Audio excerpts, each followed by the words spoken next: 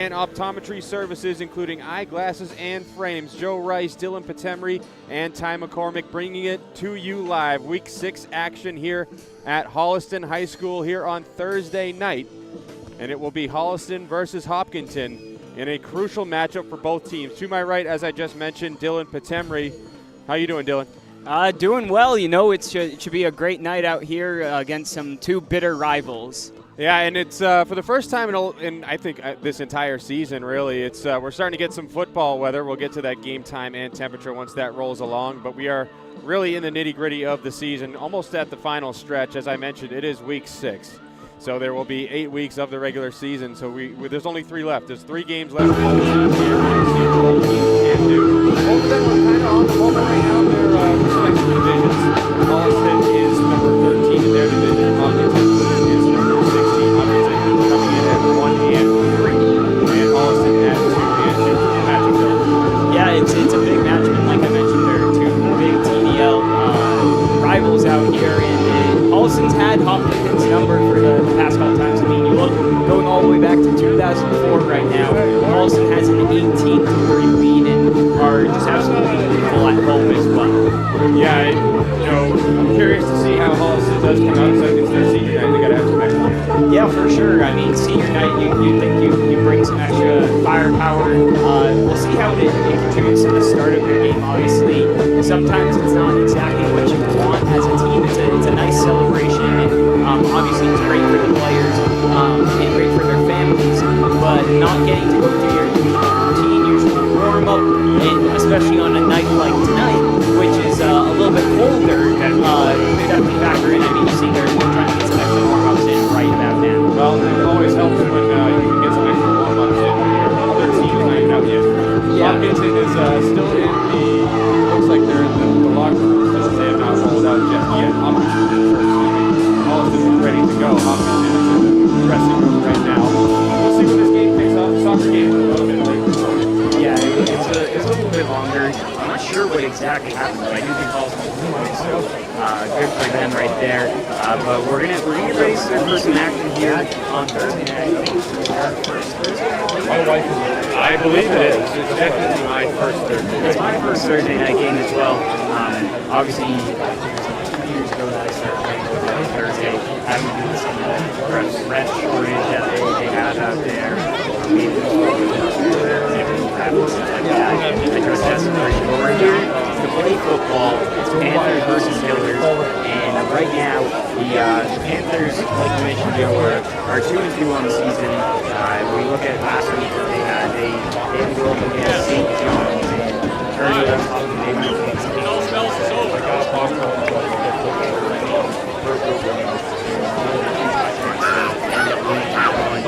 Big win over Hopkinton. We look at the comparison for these teams. Week 1 all seems as won 14-0. Hopkinton was at home against the Ravens, a lot closer of a game, but still getting the victory. So it looks like Holliston had a better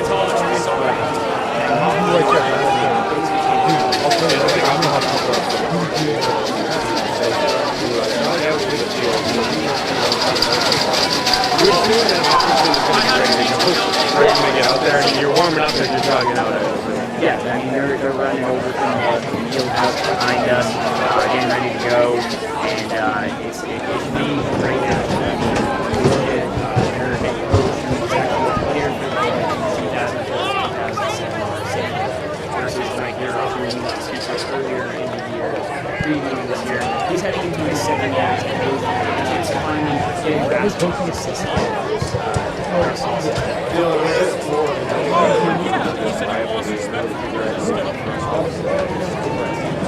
Talk to us a little bit about what it means to play against football fans. This Yeah, I week, mean, well, we I'll start with proudly what honor is and a express Hiller. our deepest gratitude That's the to first thing. dedicated high school As a fellow officials who Panther played a vital graduate, role that's one in of the things shaping we the high always school joke about. experience for But students, there's a lot of big athletes, and rivalries when it communities comes across the to nation. first of all, they're both in the TVL. High So school there's officials that. Neighboring uphold the towns, right? integrity of the Hopkinton's games about a and events they 15-minute drive oversee. here from Holliston High Through their School. fairness, So just being professionalism, so and close to each other and commitment, playing they each other ensure so that every much, contest that's is what conducted starts with contributing respect, to the rivalry. safety, And then you and get the fans sportsmanship. and in that kind Their of role action. often And goes the fact that unseen these two or teams are underappreciated. rivals Yet they in stand at the football, heart of but every Holliston and competition, Hopkinton are kind of modeling rivals composure across under all pressure sports as well, and fairness and that's kind of in what action. contributes into it. Probably some of these football We players that recognize play the maybe countless baseball, hours spent lacrosse, or preparing, hockey, the are challenges playing some of these faced, other and the Hopkinton passion players who are each playing the same official sport. brings to their sport. Can't be biased. Your dedication supports not only the spirit I'll of competition, try my best. but I'll also try the my best personal not to be growth too of our biased, student but athletes. I do want to give a shout out To to every our, official, our, thank you for well, your at least service, your my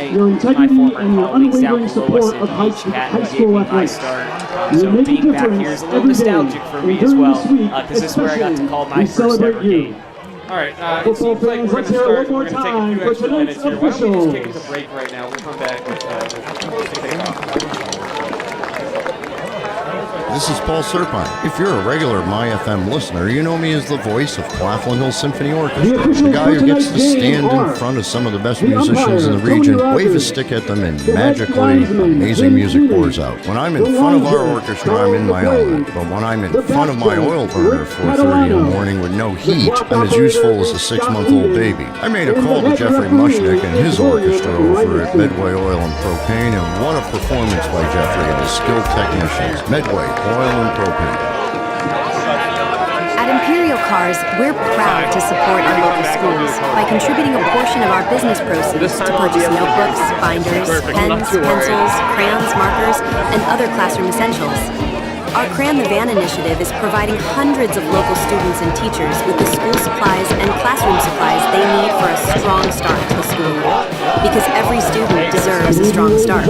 For over 30 years, Imperial Cars has been getting your family safely down the road and driving community impact.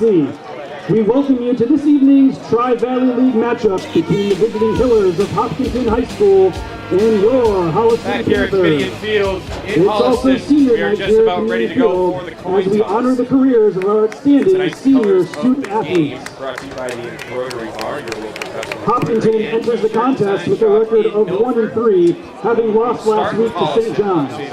Holliston is 2-2, most recently falling to Canton. This is both teams' first game in the Tri-Valley League Large this season. White trim up on that shirt, white numbers. And you look across to Hopkinton, who are in their whites. They have white shirts, white pants, white socks, white helmets. Captains are about to approach midfield for the coin toss. Captains for the Panthers, Midfield. number 2, Austin Captains are lined up Rodenhausen. by their sideline. How you doing, Coach? Number 3, Matthew Gimblett. Captains. Number 4, Liam Same thing Brannigan. here. And number 9, Max Morrow. And number 3. Captains for the Hillers, number 7, Ryan Moran. Yeah. Number 9, Yeah, we should be okay. Will So Boucher. we're looking across towards Hopkins now. You got better eyes than I do. Okay, I'll go for the Hopkins attack. We'll see. We've run into an issue already. And number Because I 75. see a number 75. And And I got no. I think SBA is in a similar spot. I think we're all right. Yeah, but we also have number 9. The head coach for Holliston High School is Mike I thought he was gonna Uroff say- in his second season at the helm of the Panthers. You want to put a French twist? The head coach for Hopkinton is Mark Sanborn. He is in his 5th season I with kept the thinking that they Hillers. were going to assume number 75. And they're probably in the same boat as us now. And now I'm putting Liam Brady over there. Set the captains now slowly walking out toward midfield with that red 8 in the middle. Joe, I know I wanted it cooler out because we were dealing with like 80-degree heat, but I think this might be a little too cool for me for wanting to call a football game. We will get to that game time and temperature. I think you would like it more just if you were indoors. If you were indoors atmosphere. This is outside. We're in the elements, so we are going to start to. The sunset is going down directly behind us. That's where the edge is as well. Turn around. Also a captain for the Hillers, It's going to dip down pretty low here. number 4, Liam Grady. 41 degrees before we're out here. What's the feel like though? Well, currently, we'll get to that. Okay. Yeah. Field right now is 42, so it should get into the 30s. Holliston has won the toss. They have deferred to the second half.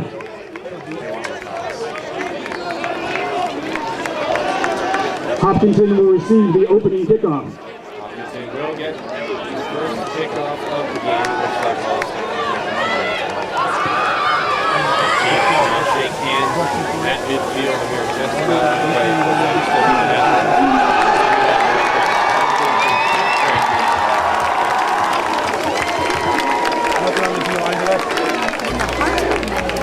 Fans, the Tri-Valley League and MIAA are committed to the highest ideals of sportsmanship, as well as establishing a healthy environment for competition. We will not tolerate any negative statements or actions towards competitors, team officials, or fans in attendance. Please be respectful of all those in attendance and enjoy Whether the you're prepping game. for a special event or simply craving calm, Wink Salon and Spa has got you covered. Visit winksalonspa.com or call today to book your appointment. Ladies and gentlemen, Wink boys and Salon girls, Spa, we ask that you now Benton's please direct your premier attention to the destination. flagpole near the south end zone. Please rise as you are Listen able. on in now Players, to the please remove national your helmets. The Panthers are in their 73-7 formation. Please join the Holliston High School Panther Pep Band under the direction of Sean Bilodeau as they honor America with the playing of our national anthem.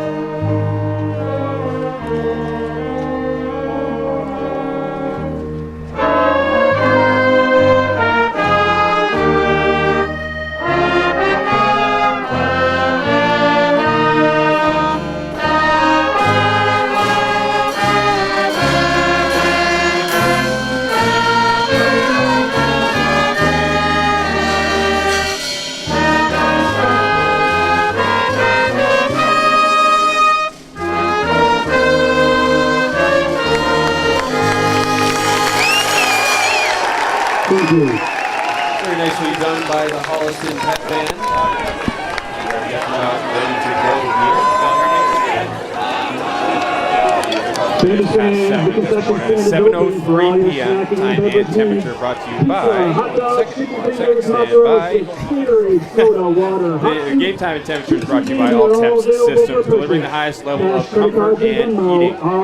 It is currently 7:04 p.m. here in Holliston, and it is 46 degrees. And like I just said beforehand, it feels like 42, so it's definitely some football. It definitely is. It should be an exciting matchup as we can finally get underway after all the festivities and get into what we're really here for, which is watching some football. So as I mentioned during the pregame show, Holliston will be kicking from right to left.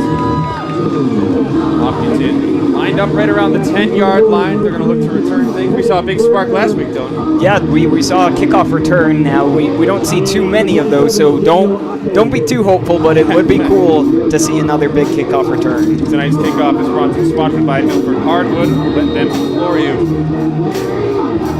As Holliston gets lined up, they are ready to go. And here comes the kick. We are off for week number 6. It's a low line drive kick that bounces right around the 20-yard line. It'll roll to the 5, bobbled by Hopkinton, but brought up the field and taken down at about the 21-yard line, where Hopkinton will take over their first possession. Yeah, it was Neil Rhodes who picked that one up for Hopkinton. It kind of trickled along, edging towards the sideline. Eventually scooped up right around the 9-yard line. He got a decent gain, but it was also a really good kick right there, making it a hard return by Austin Rodenheiser. Kickoff wasted 5 seconds, so there's 11:55 to go in the Hopkinton will first. set up 1st and 10 at their own 22-yard line. It'll be the 22 where Hopkinton will take over. many times do you think I'm going to mix up Hopkinton and Holliston? They're out in the 4.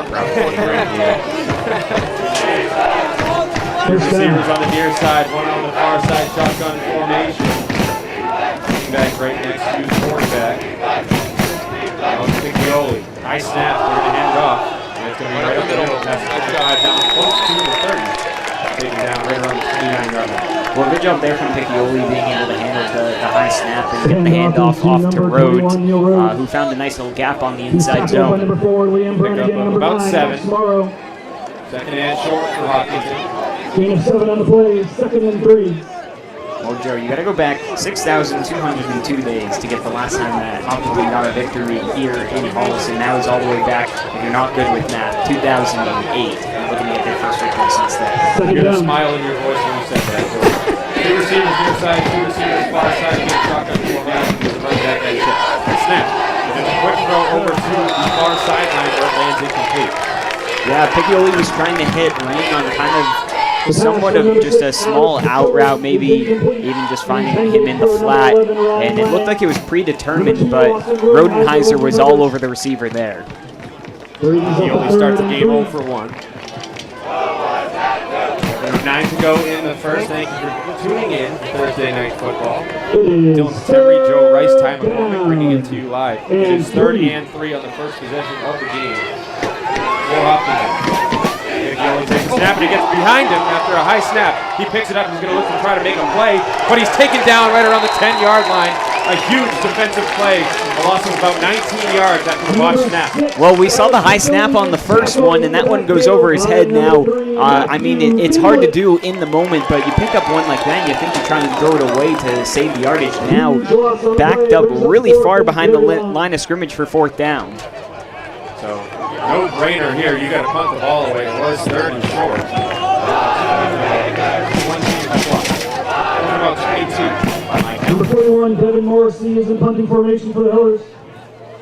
Here is the snap. It's a good snap, and it's a short punt down to about the 35.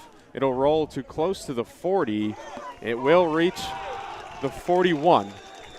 So it'll be 1st and 10 for Holliston from the Hopkinton 41-yard line. Holliston will take over 1st and 10. They'll take over 1st and 10.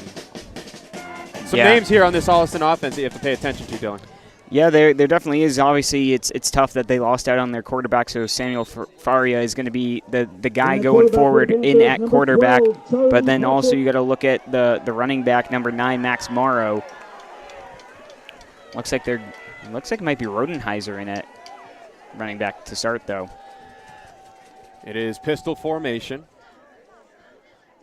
One receiver near side. Here's a snap, and it's a pitch over to Rodenheiser, who has a lane. He'll push forward to the 1st down, and he's close to getting that 1st down on the first play offensively. Yeah, I mean, a great play designed right there, going with the halfback toss to the open space on the far side. Get you a big gain on 1st down, and, I mean, are they going to give him the 1st? It looks like it's right over the line. And we'll see. Now the chain gang's moving. Right, so one play, one 1st down. And it is 1st and 10 from the Hopkinton 30-yard line. 9:40 to play in the first. Shotgun formation, one receiver far sideline, one receiver near sideline. Here is the snap, and they're going to give it to Rodenheiser again, who is stacked up. Now he'll fight his way through, trying to get a couple extra yards. It was pretty good right there from Rodenheiser, right? He took the handoff right up the middle, got about a yard, and then bounced his way over towards the right and got an extra 2 yards. Good patience right there from the running back. So it should be about 2nd and 8. Scoreboard says 7. Who are you going to believe, the PA or the scoreboard? I'm going to believe you, Joe. All right. I'm going to call it 2nd and 8. That's my official ruling. One receiver, now 2 receivers on the near sideline. There is a running back next to the quarterback in shotgun, man in motion. They're going to give it to, I believe, Rodenheiser again. It is. Who's got a lane down to the 25-20. Down to the 15 and take it down right around the 12-yard line. A huge run right there from Rodenheiser on his 3rd touch. Yeah, that was really good right there. They were able to break that open. Nobody thought the ball was coming all the way to the outside. Got to give credit to Liam Brannigan there on the outside, who came up with a good block. He just couldn't hold on long enough. If he could have held on to that block for maybe half more of a second, that would have been a house call. First and 10 from the Hopkinton 12-yard line. 8.5 to play in the first quarter. Holliston's first offensive possession of the game, and they're looking to get in the end zone. Again, it looks like a pistol formation. 2 receivers on the far sideline, 1 lined up on the near sideline, which is Holliston's side. Pistol formation. Snap. Pitch over. And that's going to be a new running back this time as he's got the edge, and he's going to walk into the end zone for the touchdown. Max Morrow. Yeah, I mean, just real easy play calls right there. I mean, they've gone with the toss and the outside runs, and finding the edge has been really easy for Holliston on this first drive, and they take advantage. Morrow just walking his way into the end zone right there to give Holliston the early lead. So it is 6-0 Holliston with 8:06 to play in the first. 1 drive, 1 touchdown. They have to go 41 yards on their first possession. They're going to line up for the extra point. And it's Faria. Here is the snap. It's up, and it is good. So Holliston takes a 7-0 lead on their first possession of the game. When we come back, we'll see what Hopkinton can do on MyFM 101.3. We can do amazing things when we work together. That's why at Charles River Bank, we're passionate about lending a hand to help businesses of all sizes grow. From lines of credit and term loans to commercial mortgages, we offer a range of powerful lending solutions, as well as local decision-making, guidance, and support from lenders who measure their success by helping you achieve yours. Charles River Bank, personal connections, powerful solutions.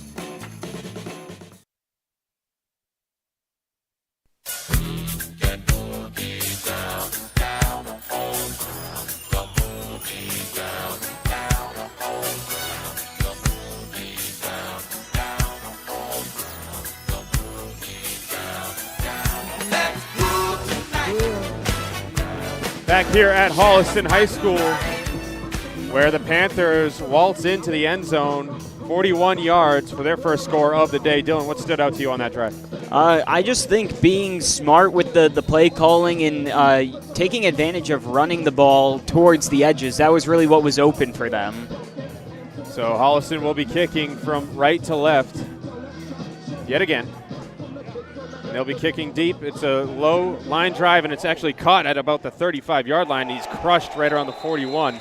Don't think that was intended, but nice job right there by Hopkinton to field the football. That thing was lined right at Chris Morin. Yeah, you could definitely say Morin took one for the team right there on that hit. That was a crunching tackle, but it was kind of what I would assume they tried to do on the first time, which was kind of squib the kick. And it instead line drive right into the gut of Morin, yeah. Who he took a couple of big hits there. You saw he took the ball into his chest, and immediately he put 2 arms over the ball. He said, I'm not losing this ball, and he got absolutely clobbered. But good field position to start for Hopkinton. Much better field position this time for Hopkinton. They're 1st and 10 from their own 42. 8:01 to play in the first. Here's the snap, and it's going to the man in motion, and that is number 2, Patrice Frere, who goes down behind the line of scrimmage. Well, Hopkinton was trying to find the edge right there like Holliston had on their first drive, put the man in motion, but he was always running east to west, was unable to turn upfield, and gets caught behind the line of scrimmage. So 2nd down and 11.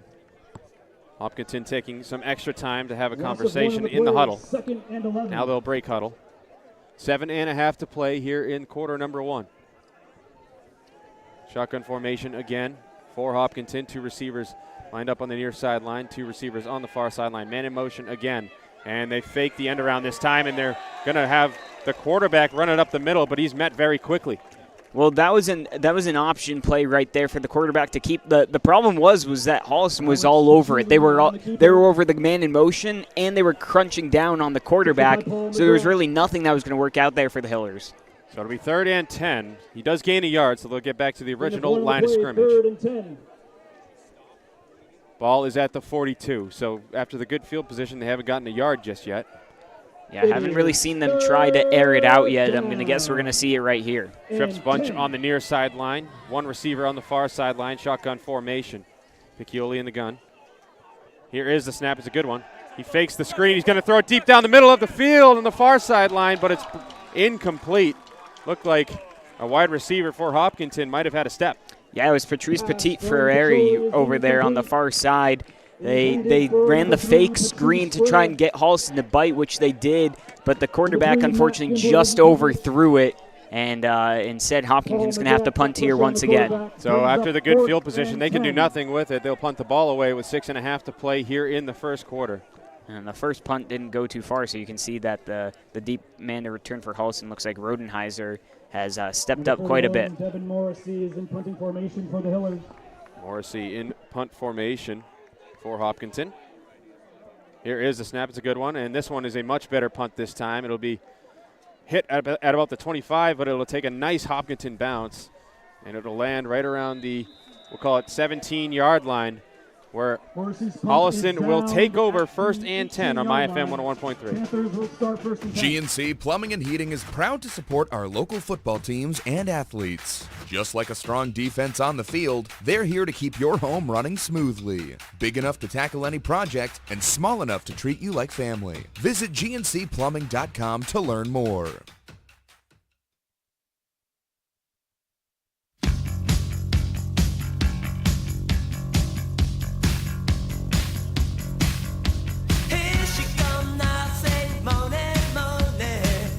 Back here at Holliston High School, where the Panthers have had a very strong start, Dylan.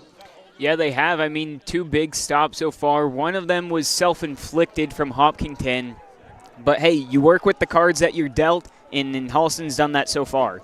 So I haven't mentioned the quarterback just yet for Holliston. He hasn't thrown. It's been all handoffs. The quarterback for Holliston is Charlie Patrick. He's a sophomore. Pretty good size sophomore. Yeah, he's got some good size to him and obviously force into action. See what he can do here to try and impress, and he's going to be looking to maintain that quarterback position for next year. Patrick's in the shotgun right now. He's going to put a man in motion, and they'll give it to the man in motion who's looking for a lane, and that appears to be number 3, Matthew Gimblett. And he's taken down right around the 20-yard line, as you can hear some of the coaches over here to my left. Felt that he could have gotten a lot more there. Yeah, he unfortunately got ate up by the turf monster over there. I think if he could have turned that corner right there, he might have been taking that one all the way to the house. It was a really good design play. And again, they've been working the edges on these run plays, and Hopkinton's been unable to contain them inside. Definitely looks like something that was somewhat of a game plan going into today. 2nd down and 1, ball at the 18. 2nd down. Shotgun formation, Patrick. One receiver on the near side. They're going to give it to a man next to Patrick, who's going to push towards the 20-yard line. That should be enough for the first down, as the referees do signal it is a first down. Yeah, a nice easy carry right there from Holliston to get the first down. Just a simple inside zone tomorrow. Again, the goal is to get a first down. You have 4 plays to get 10 yards, and that's the key. You don't always got to go for the home run call. 1st and 10 from their own 20. From the Holliston 20-yard line. Patrick now jogging back to the huddle after he gets the play. He'll say it to his team, and they break huddle now. One receiver appears to be lined up on the near sideline, 2 on the far sideline towards Hopkinton, As Patrick takes the snap, he's going to give it to the running back next to him. That's Rodenheiser, who's going to shift his way through a tackle, and he'll get towards the 40-yard line. A great run right there from Rodenheiser, who's made a big impact early on. Well, I'll tell you what, it almost looked like to me once Rodenheiser got past the first couple of yards, he was like stumbling his way the entire way, but he managed to keep himself on his feet and get an extra 10 or 15 yards. A really good carry, and the run game is flowing right now for Holliston. 4:40 to play in the first. Holliston has 1st and 10 from their own 41-yard line. They've gone quite the ways. I believe it started at, the 9-yard line, if I'm not mistaken? So it'll be 1st and 10. Under center now is Patrick, 2 running backs behind him. And they're going to give it to the running back on the near sideline. He's going to cut up the field. It's Rodenheiser, who pushes forwards to get about 3 yards. Yeah, that was an interesting formation right there. It's one you almost see when they're spiking the ball sometimes. It's the wishbone, right? Yeah, it's the wishbone without the middle part, though. Just the kind of almost like a triangle forming the backfield right there with the 2 halfbacks. A solid gain, and I mean, I know this is a different offense, obviously with Coach Yuroff, who is in his 2nd season, but Holliston's kind of always been known as a town that likes to run the ball and mix in the pass. Definitely a run-first type of team, and it seems like Yuroff is keeping it that way. 3:40 to play in the first. Looks like Patrick again is under center. Same formation. I guess you could call it the wishbone. We haven't gotten an official word on that as it's pitched over to the near sideline. And there's a flag that flies as the running back is hit pretty hard there, and that was number 44. Jake Brodsky. Yeah, first time we've seen him on the day. Be interested to see what the flag call is here. Yeah, I thought I saw some Hopkinton players go down quickly. Yeah, and as initiated by the head official, looks like holding is the call. So instead of a 3rd and 7, I'm assuming Hopkinton will indeed back them up 10 yards. Holding on the offense. Yeah, it looks like it is accepted, so they're going to back them up 10. Yeah, so it should be 2nd and 17, I believe. Yep. So 2nd down, 17. So a deeper situation now here. We'll see if Holliston chooses to break out a pass now, or maybe they're going to run it first and then try and set up a pass play. Well, it's the first time all day that they've actually been behind the chains. It looks like Patrick will be in the shotgun with a running back to his hip. 2 receivers on the near sideline, 2 on the far sideline. Now a man goes in motion from near to far. They're going to pitch it over to the man in motion. And he's got a hole. It looks like he's going to break through and get past the original line of scrimmage. A nice run right there to get about 8 or 9 back. And that should have been Gimblett. Yep, it was Gimblett once again. They were hoping he could break out some of his magic. It was a pretty good run right there. Makes 3rd down a lot more manageable for Holliston. I mean, with the way they've been running the ball, I wouldn't be surprised if they try and go with 2 run plays here and go for it on 4th down. So it'll be 3rd and 8 according to the scoreboard with 2 minutes to go here in the first quarter. And they've seemed to like to attack the side with more space, so a run to the left would be not surprising. 2 receivers on the near sideline. 1 on the far sideline. Shotgun formation for Patrick. He takes a perfect snap. He's going to look to throw. He throws it deep over the middle, and it's caught. And jumping past the first down marker is number 9, Max Morrow. Yeah, that was a really good play right there. I think Hopkinton probably thought they were going to be going with the run play as well. Saw a lot of guys collapse, and just a good play call. Looked like all button hooks from the receivers.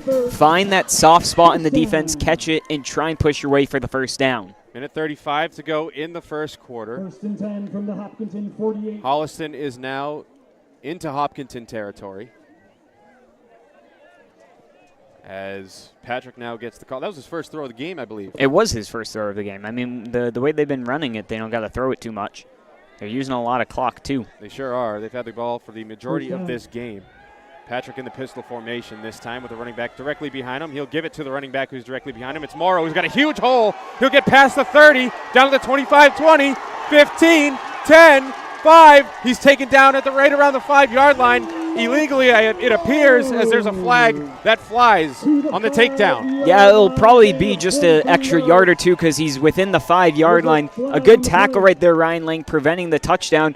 But let's give credit to blocking downfield by Gimblett, who picked up a big block, and a good job by Morrow being patient, waiting for that block, and then running around it. Just didn't have enough steam left in the engine to get into the end zone. So Morrow, who hasn't had too many touches in this game just yet, has had the most impactful ones. A huge run right there, a key conversion on 3rd down in the first touchdown of the game. Yeah, for sure. I mean, he's been good when they needed him, and that's what matters. It doesn't matter how many touches you get. It's what you can do with the ball when it's in your hands. 1st and goal from the 4-yard line, according to the PA, with exactly a minute to go in the first.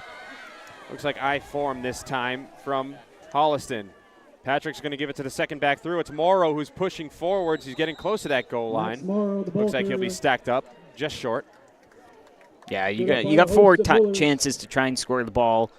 I think they might be able to run this one out. I think they might have to run one more play, actually. Yeah, 35 seconds to go. I believe he was stacked up with about 45, if I'm not mistaken. Yeah, so they'll have to run one more play and see if they can punch it in here. Otherwise, they'll let it trickle into the second quarter.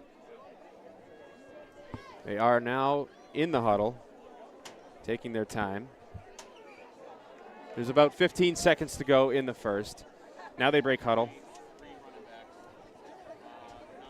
There's going to be one running back as there's 8 seconds to go in the first. We'll see if they get a play off. There's 2 and 1. They do run a play with 1 second to go, and it looks like they might have the edge. They do. Touchdown on the final play of the first quarter, and it's Rodenheiser. Yeah, again, attacking the edges is what has been working for this Holliston team, and even though they're on like the 2-yard line, they still opt to go with the toss to the left side in what should just be an easy 2-yard run up the middle. They go with about a 22-yard east to west halfback toss, but it gets them in the end zone, and that's what matters. 2 drives, 2 touchdowns in the first quarter for Holliston. Extra point pending, trying to make it a 14-point game. Here is the snap, and it's perfect. Here is the kick, and that is also right through. It is 14-0 Holliston as the first quarter comes to an end on MyFM 101.3. End of the first quarter. Mom, do I really have to wear glasses? You do, sweetie. But don't worry, Joseph and Thomas Opticians has lots of fun frames. Can I pick any pair I want? Absolutely. And they'll make sure they fit just right. Oh, they make me look super smart. That's because you are super smart. And you'll see even better now. Joseph and Thomas Opticians. Trusted on site. Find us at 138 South Main Street, Milford. The Pool Store that's all about fun. Let the pool and spa experts at Crystal Pool and Spa of Bellingham be your source for all your pool and spa supplies. Crystal Pool and Spa is the area's leading pool store for families who want to spend less time maintaining the pool and more time enjoying it. Crystal Pool offers the largest selection of pool products under one roof to meet your pool needs and budget. Booking now for openings and closings for 2026. Crystal Pool and Spa, Route 140 in Bellingham, 508-966-1322.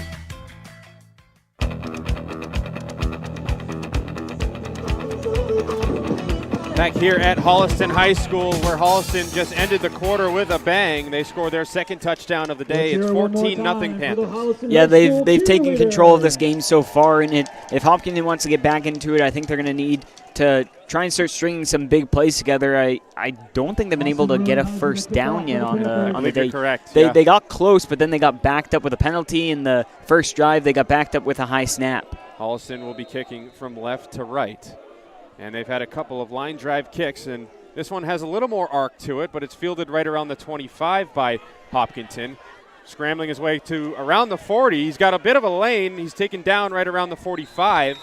Pretty good return right there from Hopkinton. Well, there's number 1, Joe. Yeah, that's going to happen a lot. It was Brian Legg who took that one, and he was good getting around and bobbing and weaving, kind of like the snake game. That's kind of what he was doing right there, and managed to get them to the 45-yard line again. Good field position. Now let's see what they can do with it.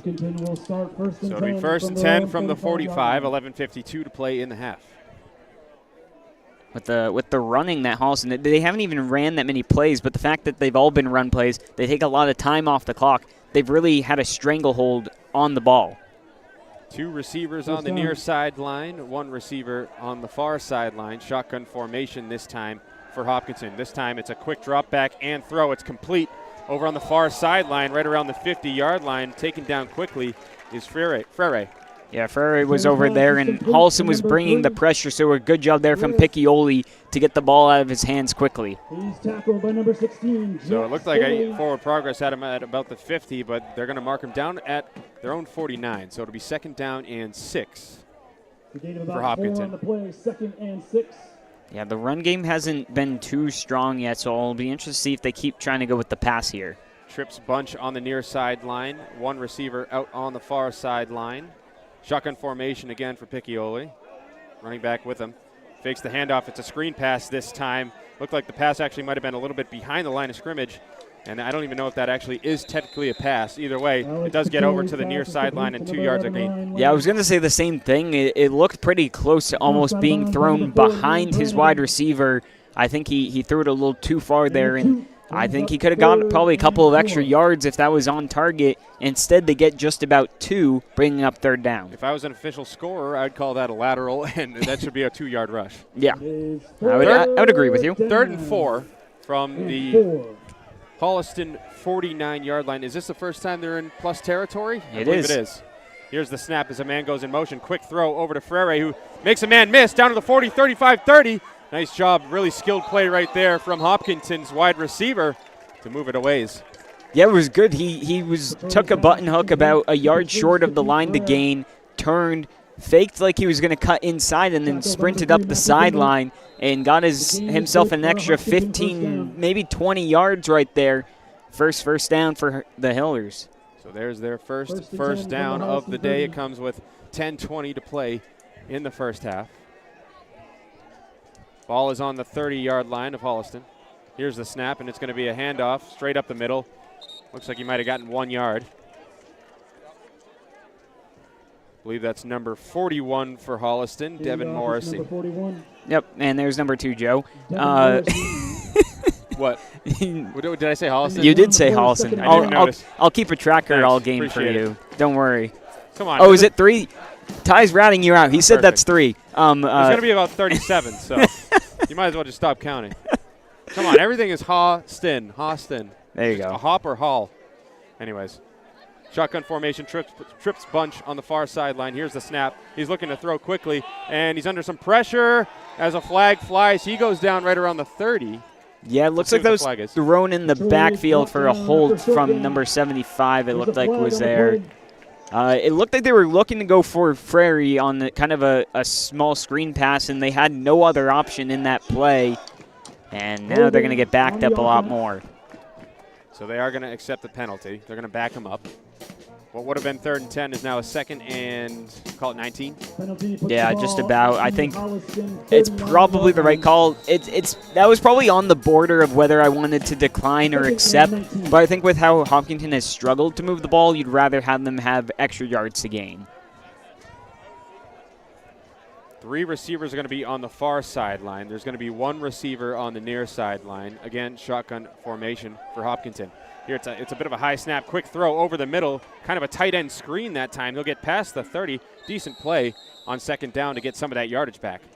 Well, they get about, looks like back to the line of scrimmage, so Holliston just really made them run an extra play. It was a screen right there to Liam Grady. Looked like he did come out of that tight end position. What looked like there was going to be pressure in the backfield was actually a designed screenplay.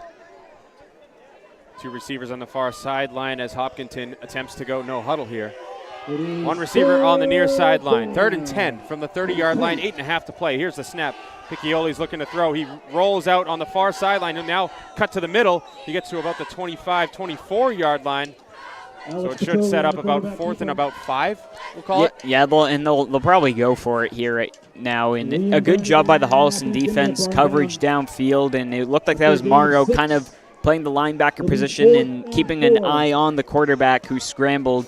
We know he's got the ability to scramble out there, and the last thing you want to do is give up free yardage. 4th down and 5, and it does appear that Hopkinton will go for it. 1 receiver on the far sideline, 3 on the near sideline. There is a running back attached to Piccioli's hip. Here's the snap. He's looking to throw. He'll throw over the middle. It's caught. Does he have the distance?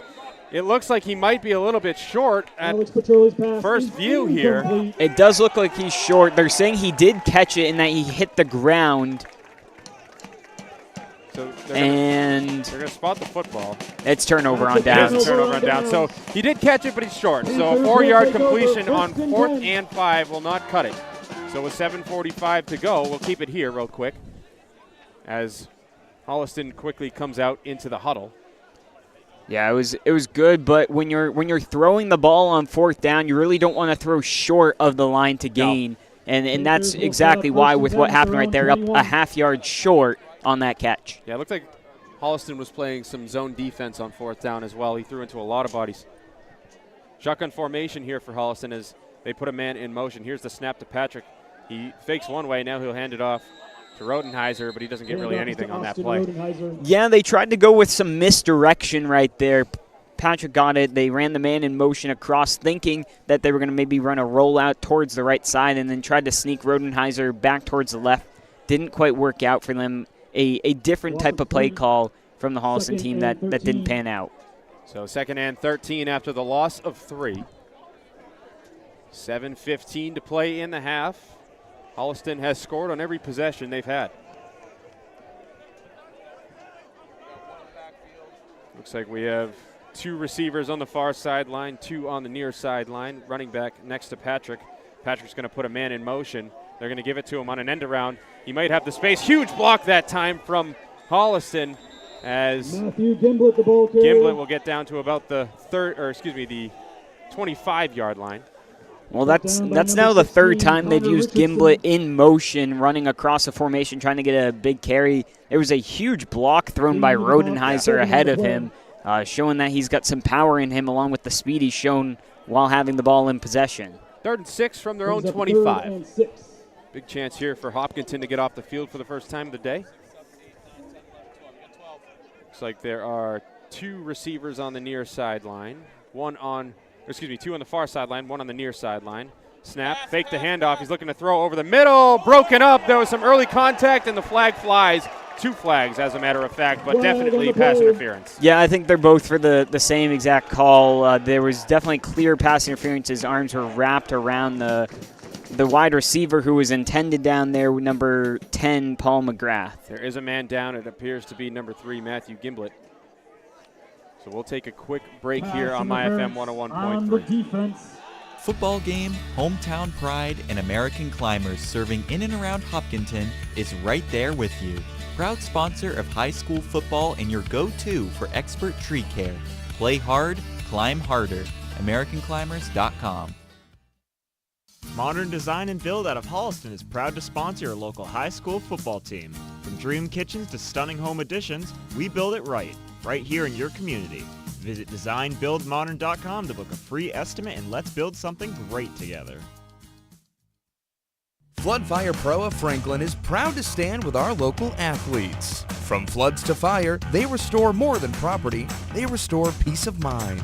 Visit floodfirepro.com, supporting our high school football team all season long.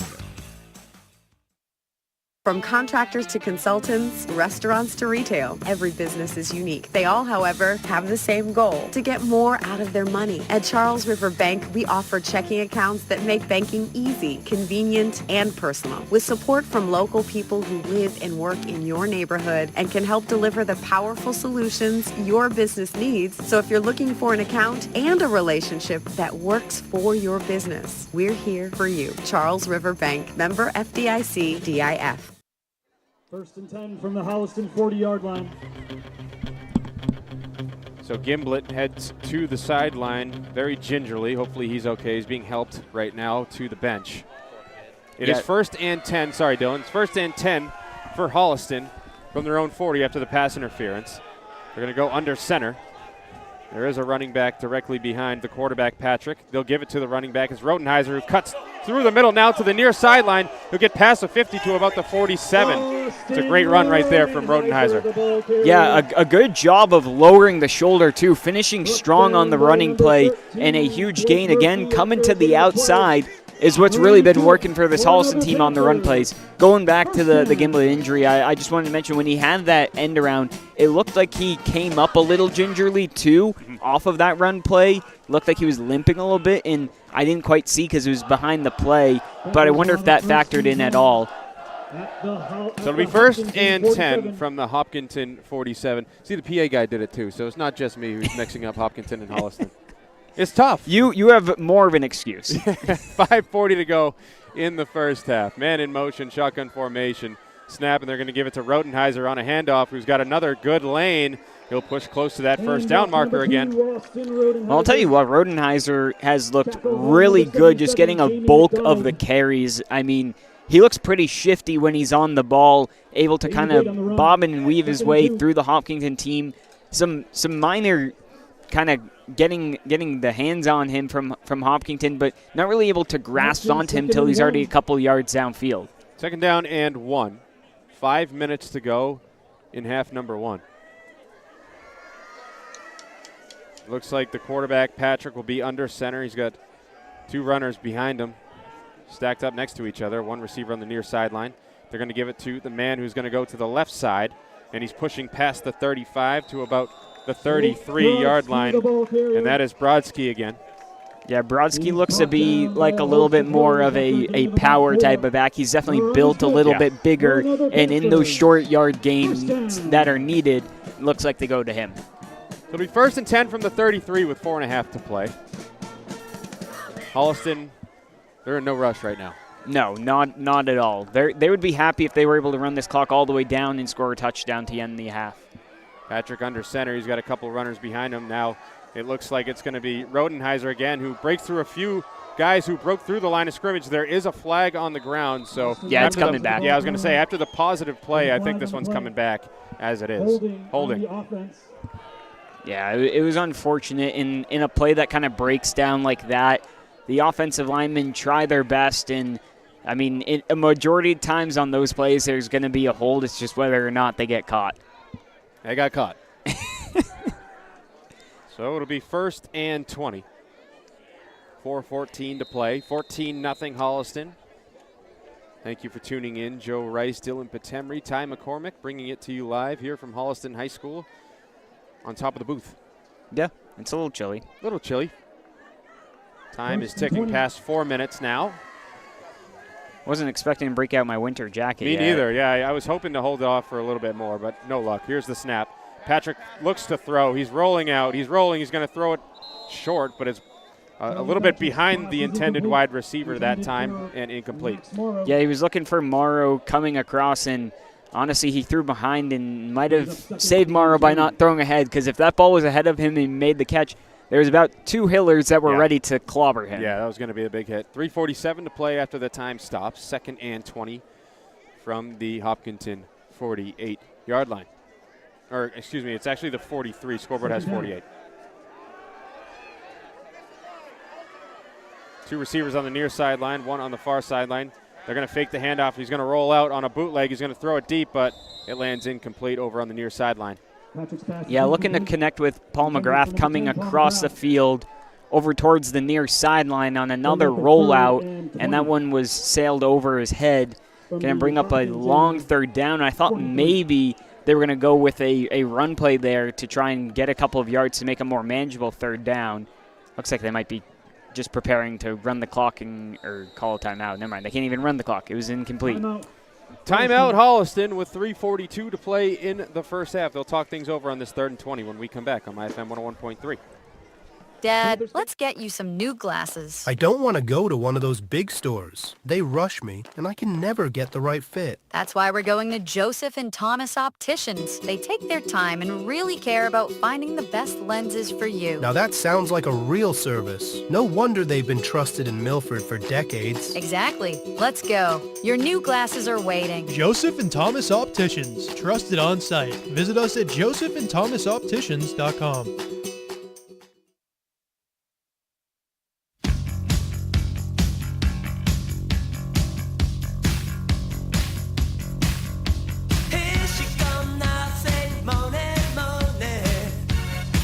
Back here at Holliston High School, where we have a 3rd and 20 for the Panthers. They are at risk of not scoring on their first drive of the day. Yeah, I'll be interested to see what they pull out here. Again, I wouldn't be shocked on a long 3rd down to see them run the ball and ultimately go for it on 4th down. They're taking a long time in this timeout. They're still in the huddle right now. It's talking things over. Joe, I can see my breath. Yep, it is. Let's talk about the temperature right now because it keeps dropping. Let's talk about the all temps and systems middle of the game time and temperature. Well, the feels like temperature, which is the real temperature, is 40 degrees. So just above freezing by my book. 3 receivers on the near sideline, 1 over on the far sideline. They're going to throw a screen pass, and to the 40, 35, right around the 34, is number 10, Paul McGrath, on the reception. Yeah, good play right there. I mean, that's about as good as a run play. Just get the ball out towards your wide receiver and let him run. Looks like he's just shy of the original line of scrimmage. It makes it doable for 4th down, that's for sure. 4th and 11, I mean, you're on the 34-yard line. I don't think you're going to punt from here. No, there's no point in punting from here, and you know your defense can get it done if needed. I mean, the last 2 possessions from the Hillers have been around the 40-yard line. And I can also tell you that you're definitely not trying to kick a 51-yard field goal here. 3:34 to play. Not enough wind going today for that. No, not yet. 3 receivers on the near sideline, 1 on the far sideline, shotgun formation. And we're going to get a stoppage, and I believe we're going to get another timeout here for Holliston, so they should have 1 left when we come back. And when we come back, it'll be 4th and 11 on MyFM 101.3. Milford Regional Rehabilitation and Sports Medicine offers physical therapy, occupational therapy, speech therapy, and sports and services at convenient appointment hours in Milford, Franklin, and Northbridge. To learn more, visit milfordregional.org/rehab. UMass Memorial Health Milford Regional is committed to providing exceptional healthcare services to our community with dignity, compassion, and respect.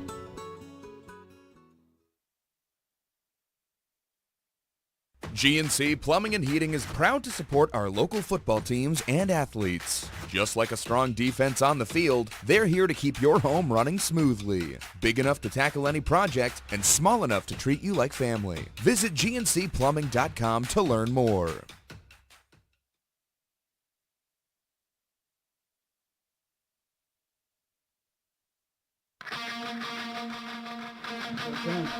Here we are, 4th and 11. As they take the snap, Patrick's going to roll out, throw on the run. It's complete. He's short of the sticks. He's got the sticks now, and then some to the 20, the 15, 10, 5, touchdown, 34 yards on 4th and 11. It's McGrath once again that they connect with to find the touchdown. At first, you were just praying and hoping that he was going to be able to find the first down marker, and then he went untouched down the sideline into the end zone, gives them a 20-0 lead. 20-0, 3 possessions, 3 touchdowns for Holliston, and that's an impressive drive right there as they had their backs against the wall.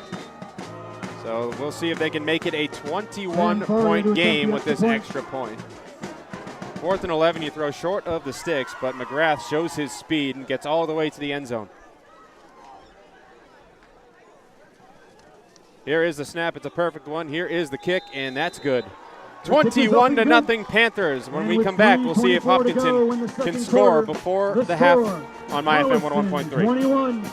Mom, do I really have to wear glasses? You do, sweetie, but don't worry. Joseph and Thomas Opticians has lots of fun frames. Can I pick any pair I want? Absolutely, and they'll make sure they fit just right. Oh, they make me look super smart. That's because you are super smart, and you'll see even better now. Joseph and Thomas Opticians, trusted on site. Find us at 138 South Main Street, Milford.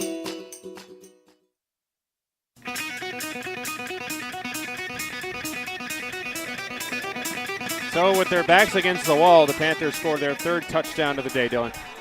Yeah, and it was funny because I was kind of questioning when they threw the ball short of the line to gain, because we just saw Hopkinton do that and it didn't work out. Luckily, Holliston got some downfield blockers, and McGrath was able to find the open space, and he didn't let up once he found the first down marker. Yeah, I've been really impressed with the details with Holliston so far. Their blocking has been very good downfield. Yeah, it has been. They've been quite good in their blocking, and they're getting those 1 or 2 key blocks and a lot of times out of the wide receivers, making the play downfield. Holliston kicking from left to right. 3:24 to play in the half. Hopkinton's got to do something. It's a low line drive kick. That'll bounce to about the 20, where it's picked up, and now to the 30, and right around the 35 is Hopkinton. The ball is out. We'll see if that one landed out of bounds before. Nope, it's Holliston. It is Holliston football. So the fumble is a backbreaker, and with 3:15 to go, the Panthers will take right over.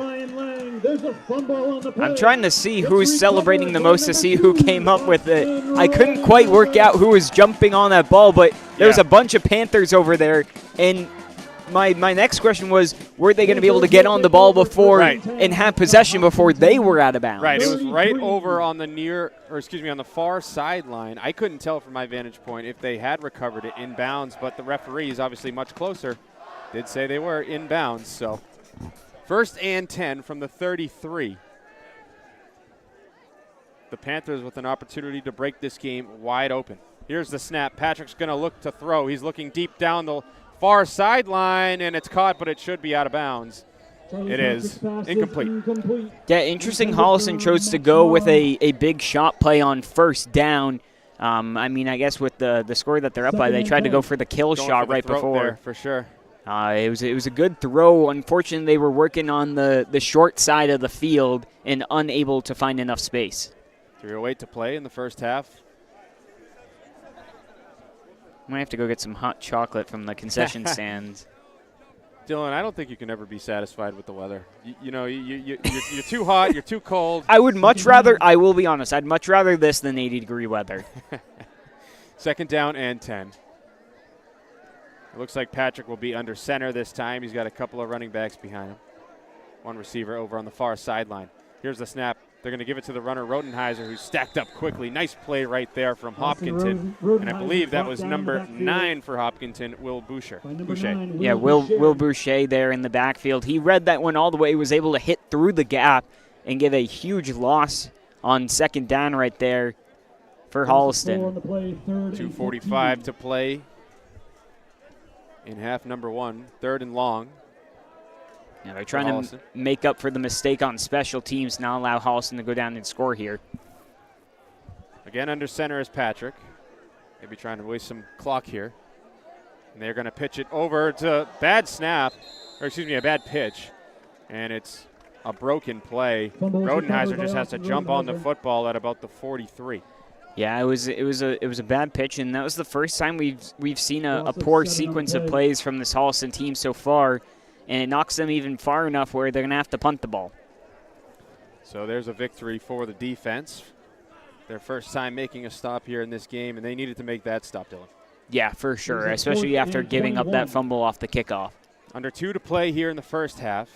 Here is the snap, and it's a bit of a high one, but it's taken down by the punter for Holliston, and it's a very long punt that'll roll into the end zone, so it should be a touchback, and it'll be 1st and 10.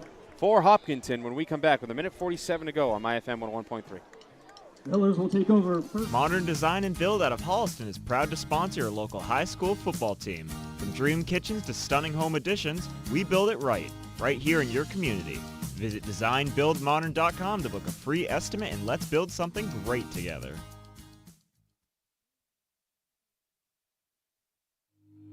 Kick it!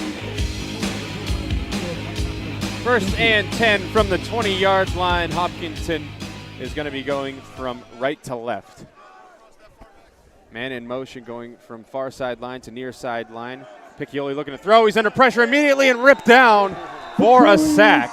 In the backfield. Yeah, that was Will Clasby getting back there, getting pressure off the edge, able to beat his man, and as looking to scramble out towards the near sideline there was Piccioli. He was met by the Panther lineman. So the time continues to tick down. Hopkinton does have timeouts, but I'm not sure how aggressive you want to be with those timeouts. Especially with how deep you are in your own territory, too.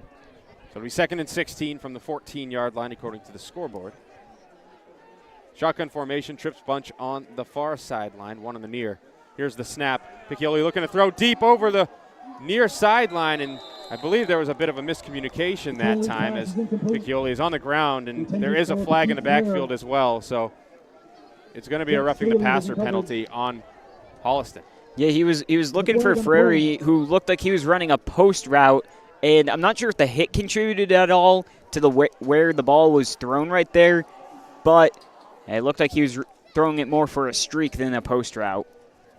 Either way, Hopkinton will pick up some yardage on the penalty. Should be 2nd and 1 because of the 15 yards. Minute 2 to go. On the Panthers. Yeah, after the... It's not an automatic first down. It's going to be a first down, so they got to move the chains first. I didn't think it was automatic first down, but they did signal a first down. 1st and 10. 1st and 10 for Hopkinton. Here's the snap. They're going to give it to the running back, and he's not going to get much. The ball is out again, but this time I think he was down. It looks like the referees are marking where Morrissey originally went down. Yeah, I do think he was down before the ball came loose. Didn't get a big gain there, though. Good job by Holliston swarming around him and swallowing him up. 40 seconds and clicking. Hopkinton might be content with things. Yeah, I think they'll probably run one more play here. Now we're going to get a timeout, and it will be Holliston's timeout. So with 31 seconds to go in half number 1, the Panthers take their timeout. When we come back, it'll be 2nd and 9 on MyFM 101.3. Mom, do I really have to wear glasses? You do, sweetie. But don't worry, Joseph and Thomas Opticians has lots of fun frames. Can I pick any pair I want? Absolutely. And they'll make sure they fit just right. Oh, they make me look super smart. That's because you are super smart. And you'll see even better now. Joseph and Thomas Opticians. Trusted on site. Find us at 138 South Main Street, Milford.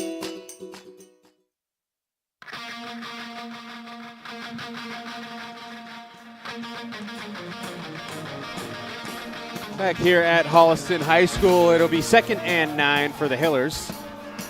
Ball is right around the 30-yard line. 31 seconds to go. I think the Hillers are just fine with running this one out. Yeah, Holliston took a timeout. My guess is they probably weren't happy with how their defense was lined up, and the last thing you want to do is give up a big touchdown to end the half and swing the momentum. So they just got to kind of play conservative and keep Hopkinton in front of them here on this play.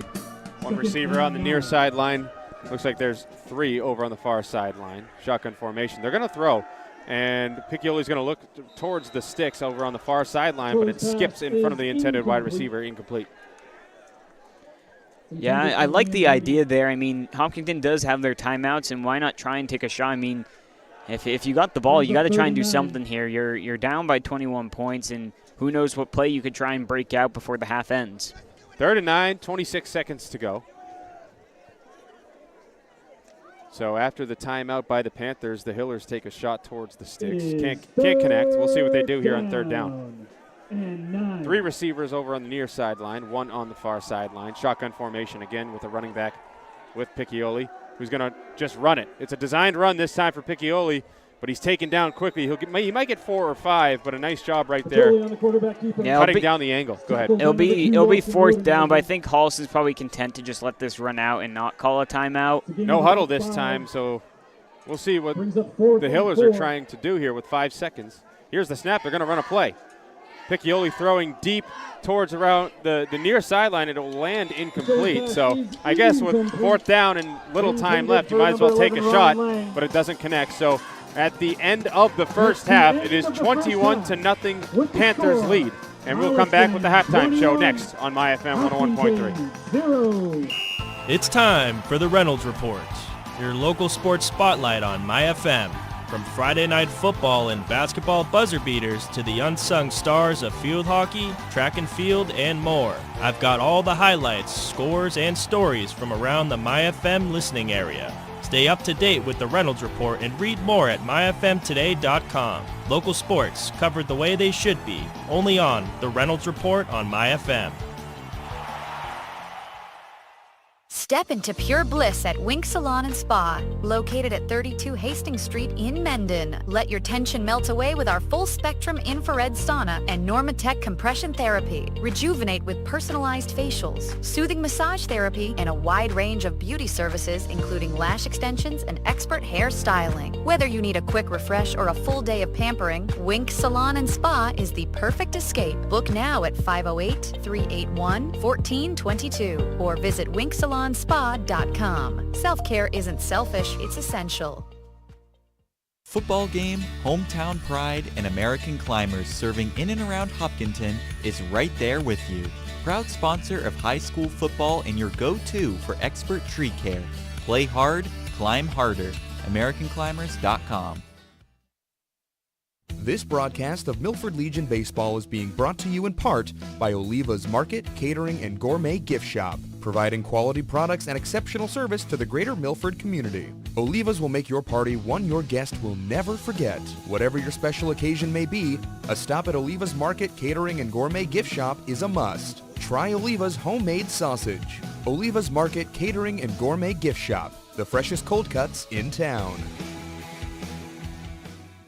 GNC Plumbing and Heating is proud to support our local football teams and athletes. Just like a strong defense on the field, they're here to keep your home running smoothly. Big enough to tackle any project and small enough to treat you like family. Visit GNCplumbing.com to learn more.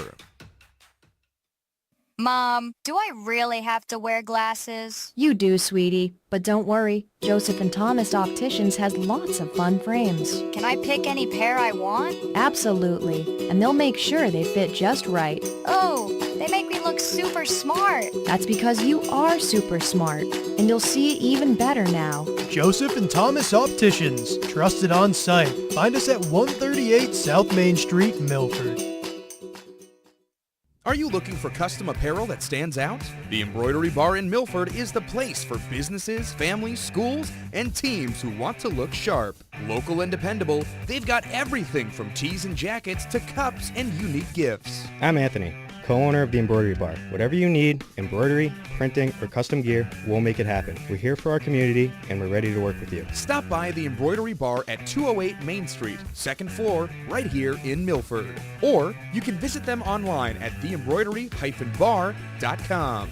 The Embroidery Bar in Milford, the local go-to for looking your best.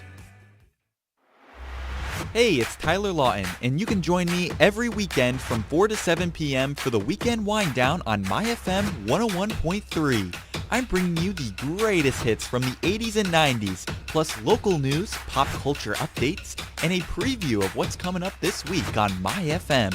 From interviews and giveaways to sports and community buzz. It's the perfect way to chill out before Monday hits.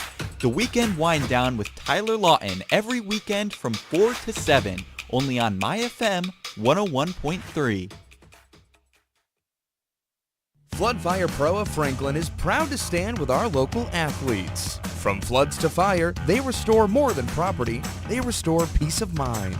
Visit floodfirepro.com, supporting our high school football team all season long. At Imperial Cars, we're proud to support our local schools by contributing a portion of our business proceeds to purchase notebooks, binders, pens, pencils, crayons, markers, and other classroom essentials. Our Crayon the Van initiative is providing hundreds of local students and teachers with the school supplies and classroom supplies they need for a strong start to the school year. Because every student deserves a strong start. For over 30 years, Imperial Cars has been getting your family safely down the road and driving community impact. Medway Oil and Propane, where you, the customer, will always come first. At Medway Oil and Propane, you receive service by the best technicians in the industry, a caring staff which goes out of its way to ensure your comfort and peace of mind. Medway Oil and Propane has an A+ Better Business Bureau rating, 24-hour emergency service every day, 10 licensed and certified service technicians, automatic delivery with over 200,000 gallons of fuel storage, Medway Oil and Propane energy for every season, and much more.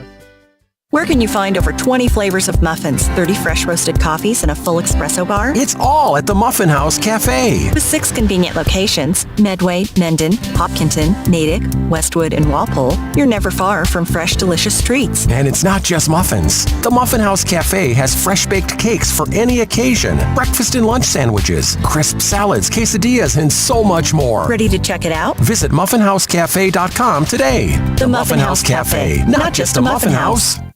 Milford Tire and Service is not just a tire store. With years of continuous high-quality service, the folks at Milford Tire know what it takes to protect your family when it comes to high-quality, safe tires. Just before you take your family out for your next long or short summer trip, Milford Tire asks you to just take a quick walk around and check the tire tread left on your car. At Milford Tire, they do a full range of repairs, alignments, brakes, struts, shocks, and other jobs, all guaranteed. At Milford Tire, your family's safety comes first, and your cars too. Milford Tire and Service, Route 140 in Hopedale. The Pool Store, that's all about fun. Let the pool and spa experts at Crystal Pool & Spa of Bellingham be your source for all your pool and spa supplies. Crystal Pool & Spa is the area's leading pool store for families who want to spend less time maintaining the pool and more time enjoying it. Crystal Pool offers the largest selection of pool products under one roof to meet your pool needs and budget.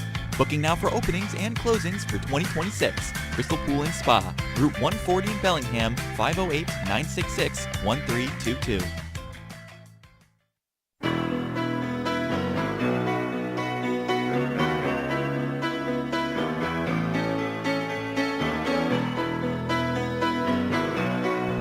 We welcome you on into the Milford Federal Bank halftime show. Your community, your bank. Dylan, it's been all Panthers so far. Yeah, it has been, and it was Holliston off the first drive after getting the big stop. You thought Hopkinton maybe had a chance on their first drive. They had a good first play, but then a couple of weird snaps, and that one pushed them back, and Holliston took advantage.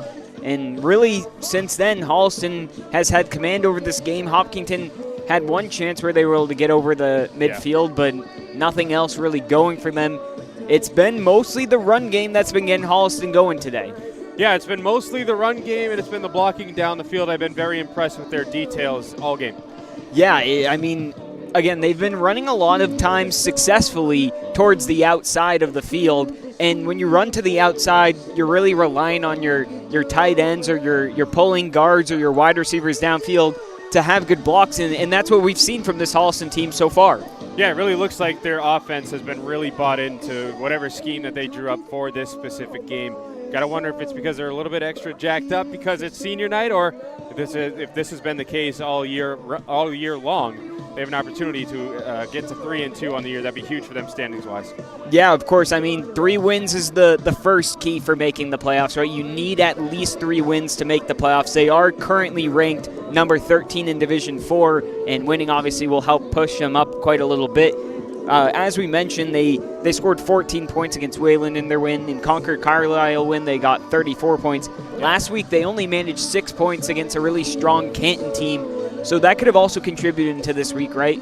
You go up against a strong Canton team who you only scored 6 points against, and now you're coming up against a Hopkinton. And while you don't want to think about it too much, this is a team that you've had their number for a fair share of years now and kind of use it as a game to try and get your offense going. Hopkinton's only earned 1 first down throughout this first half, throughout this entire game. What do they have to do offensively to change the tide?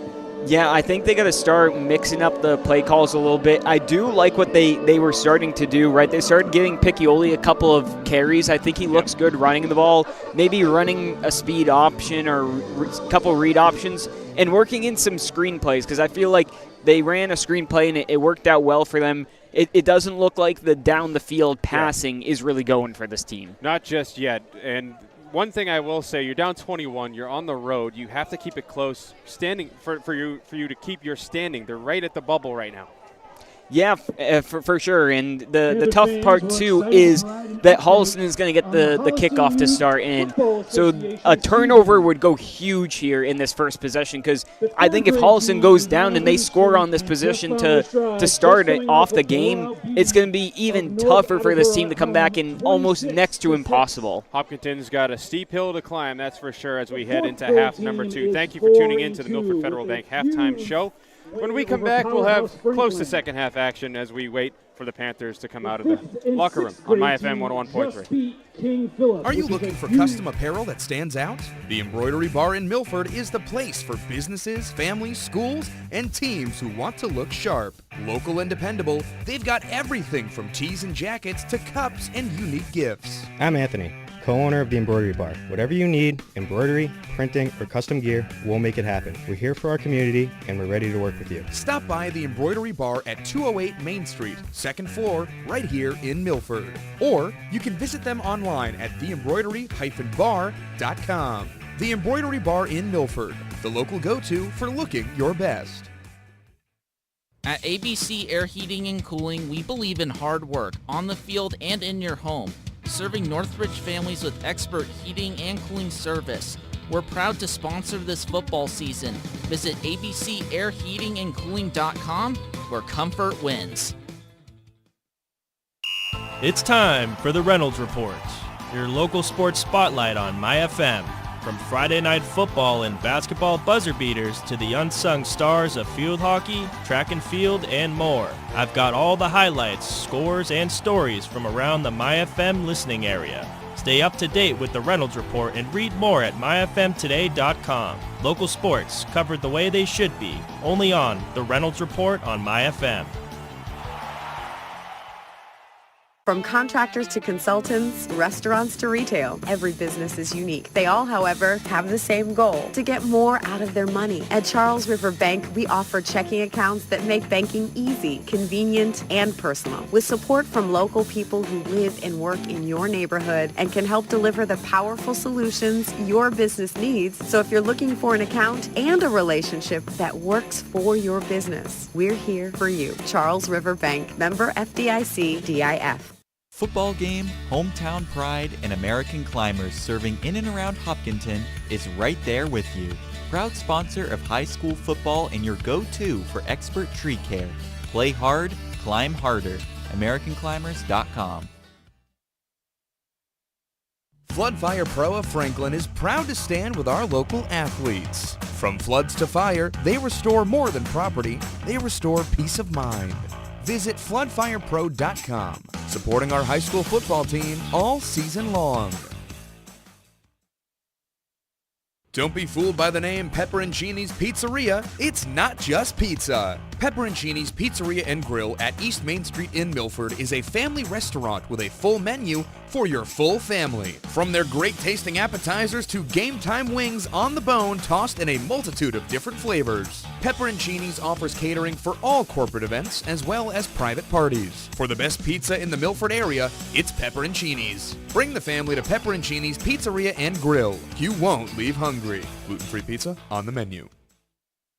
I need new glasses, but those chain stores are all the same. Rush service, limited choices. That's why we're at Joseph and Thomas Opticians. They've been in Milford for over 38 years and their selection is amazing. Wow, these frames actually fit me, and they're helping me pick the best lenses for my lifestyle. That's the difference. Personal service, great quality, and no pressure. You're right. Forget the chains. This is where I'm coming from now on. Joseph and Thomas Opticians. Trusted on site. Find us at 138 South Main Street, Milford. GNC Plumbing and Heating is proud to support our local football teams and athletes. Just like a strong defense on the field, they're here to keep your home running smoothly. Big enough to tackle any project and small enough to treat you like family. Visit GNCplumbing.com to learn more. This broadcast of Milford Legion Baseball is being brought to you in part by Oliva's Market, Catering, and Gourmet Gift Shop, providing quality products and exceptional service to the greater Milford community. Oliva's will make your party one your guest will never forget. Whatever your special occasion may be, a stop at Oliva's Market, Catering, and Gourmet Gift Shop is a must. Try Oliva's homemade sausage. Oliva's Market, Catering, and Gourmet Gift Shop, the freshest cold cuts in town.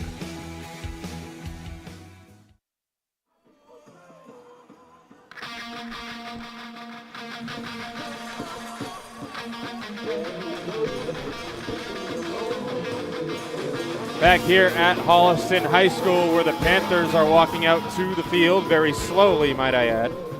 Taking forever. But what can you do? I think if it was a nicer day out, Joe, you'd be a little less cranky about this. But it is a little cold, and it's not only us that are waiting. It's all the fans as well, waiting out the cold, ready to cheer them on, that are waiting as well. Let's check the halftime time and temperature, as it is currently 8:12 p.m. And it feels like temperature, which will go with the actual temp, and it is 40. So it's 40 degrees on the dot as the Panthers now jog out to their sideline. And Hopkinton's been ready to go for the past 10 or so minutes. Yeah, and it's maybe it's somewhat of a mental game as well they're playing with Hopkinton.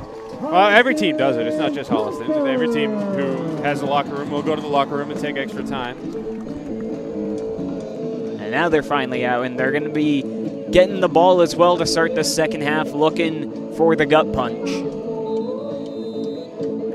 As they are all huddled up on the near sideline. Holliston is on the near sideline. Hopkinton obviously on the far sideline. It's fresh 12 up there. We'll have the second half underway in about a minute, as both teams are just about ready to go. Hopkinton, again, as you mentioned, Dylan, will be kicking.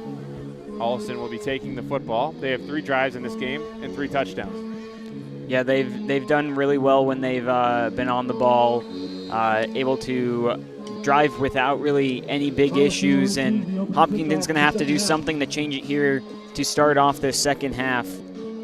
Joe Rice, Dylan Patemry, Ty McCormick bringing you live action here on this Thursday night. Hopkinton, Holliston. Holliston has a 21-0 lead here as we begin the second half. I will say the key to winning games for Holliston against Hopkinton so far has been scoring at least 20 points. That's how they've done it since 2004. All of their wins, they've scored at least 20 points, and they got 21 on the board right now. That's the magic number they've already gotten there. As Hopkinton now will line up to kick. First time they're kicking off the whole game. They will be going from right to left. As Hopkinton points at both sidelines, and we are finally ready to go as there's a low line drive kick. That's picked up around the 20. It's bobbled, and it goes to the ground now around the 25-30. is Holliston now pushing forwards to about the 35. Nice second effort right there by Holliston. And it was Rodenheiser. Yeah, Rodenheiser did a good job after having trouble picking up the ball initially. He got it around the 20-ish yard line and looked like he was only going to get maybe about 5 or 6 yards, but the pile kept on pushing and brought them up to about the 36, or 35 we'll call it. 1st and 10 from the 35-yard line, according to the sticks and the football location. 21-0 your score, 11:52 to play in the third quarter. Holliston will break huddle. Patrick appears to go under center. One receiver on the near sideline, one on the far sideline. 2 running backs stacked up behind Patrick. Patrick's going to give it to the second back through. It's Rodenheiser again who's pushing forwards. There's a flag. We'll see what the call is. Looks like a gain of 4 initially. Yeah, and a lot of times when you see a flag, especially where it was thrown, it looks like a face mask was actually indicated, though. I thought originally it could have been a hold just because of where the location of the flag was, but we'll see the official call here as Hopkinton players being helped off. It's holding, and it's on the defense.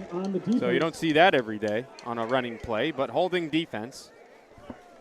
Yeah, and I'll say I don't see Gimblett out there either on the sideline after picking up a knock, so not sure if he'll be able to return to the game, unfortunately, for this Holliston team. The penalty will give the Panthers. We were talking to some coaches before the game. Gimblett is a key member to this team. It's another tough blow for Holliston, who's had their fair share of injuries. Yeah, every team seems to be getting hit with a lot of injuries right now, and that's what happens through the season. It's all about who can step up for them. 1st and 10. 1st and 10 from the Hopkinton 45 after the penalty. One receiver near side, one far side, I form. Man in motion. Here is the snap. Patrick's going to give it to the second back through.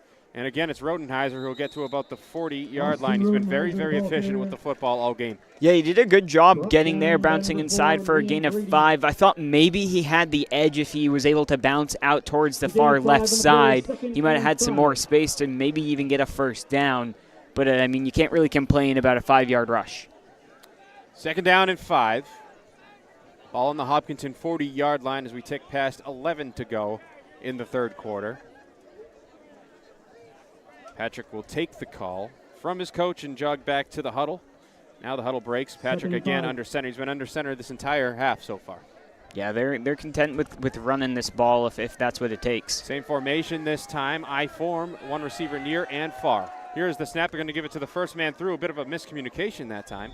Actually, it was to the, I believe it was actually to the tight end, if I'm not mistaken. So that fooled me a little bit, but Brodsky is brought down right at the line of scrimmage. Yeah, Brodsky was lined up in the tight end position, almost kind of offset behind the tackle, and swung around to try and get some misdirection going, but Hopkinton was not falling for it. I fell for it. That would have had me. That would have been a first down if I was on the field. Well, that's why you're not playing, Joe. Well, I'm also way older than the high school level. That too. We're past 10 minutes to go in the third quarter. I form again. Here's the snap. They're going to pitch it to Rodenheiser, the second back, who stops on a dime, cuts to the middle of the field. Does he get the first down? No, he looks like he's initially a yard short. We'll see if they adjust a little bit, but right now I'm going to say it's 4th down. Yeah, it looks like he's just about short, and I got to give credit to Hopkinton here, right? They were getting beat out on the edge the entire first half. Yeah. They go with the pitch play, and Hopkinton's all over it. Granted, able to kind of slot his way back and cut inside to get close to the first down marker, but it's a big 4th down here for Hopkinton. And a big 4th down for Holliston as well. It'll be 4th and 1. The offense remains out on the field. Again, I form. Here's the snap. Patrick's going to hand it to Rodenheiser. He didn't get that. There's no way he got that. He is stopped on 4th down.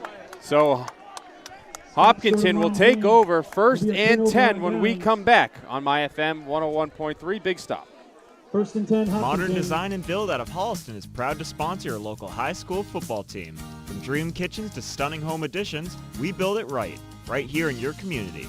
Visit designbuildmodern.com to book a free estimate and let's build something great together.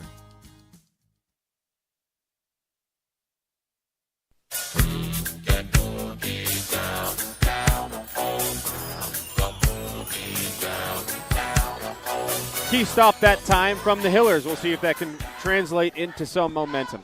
Yeah, that's exactly what I thought they needed to do to start the half, is they needed to get a big stop. You couldn't allow Holliston to go down and extend this lead. Two receivers on the near side, man in motion. They fake the end around as the quarterback goes straight up the middle. He didn't get too much, but he did get some positive yardage. Yeah, he got swallowed right around the line of scrimmage, but was able to kind of push his way up. And Piccioli, with the keeper, actually ends up getting a generous marker. Oh, wow. Gets about 3 yards on that carry. So 2nd and 7 from the 39.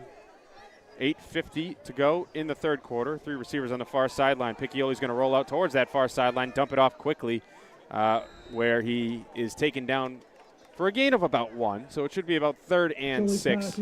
Yeah, it was intended for Liam Grady, who caught that in the flat for, we'll call it about a yard. And I don't hate the play call, though. I think trying to get Piccioli comfortable back there throwing the ball, didn't really have a lot of success. Just getting the ball out quick and getting it in your players' hands. Something we didn't even mention, we've been talking about the weather, but throwing the ball in the cold can be really difficult as well. Nice job by the Holliston defense as well to sniff that play out quickly. Trips bunch on the near sideline, 1 on the far sideline, shotgun formation. Piccioli waits for the snap, he gets it, fakes one way now, he'll throw deep on the far sideline where it's dropped that time by Frere. Yeah, it was a really good play call as well. They faked the screen to the near side, and actually Piccioli threw it before Frere even turned around, but that's the right play to do. You want your guy turning around and the ball being there. That's how it's drawn up. Just Frere was unable to turn quick enough to get his hands up and make the completion. So the Hillers, after making a key stop on 4th down, will have to punt on 4th and 6 from their own 40-yard line. They're still running players out there. Bit of a miscommunication. They had 10 out there. Now they got 11.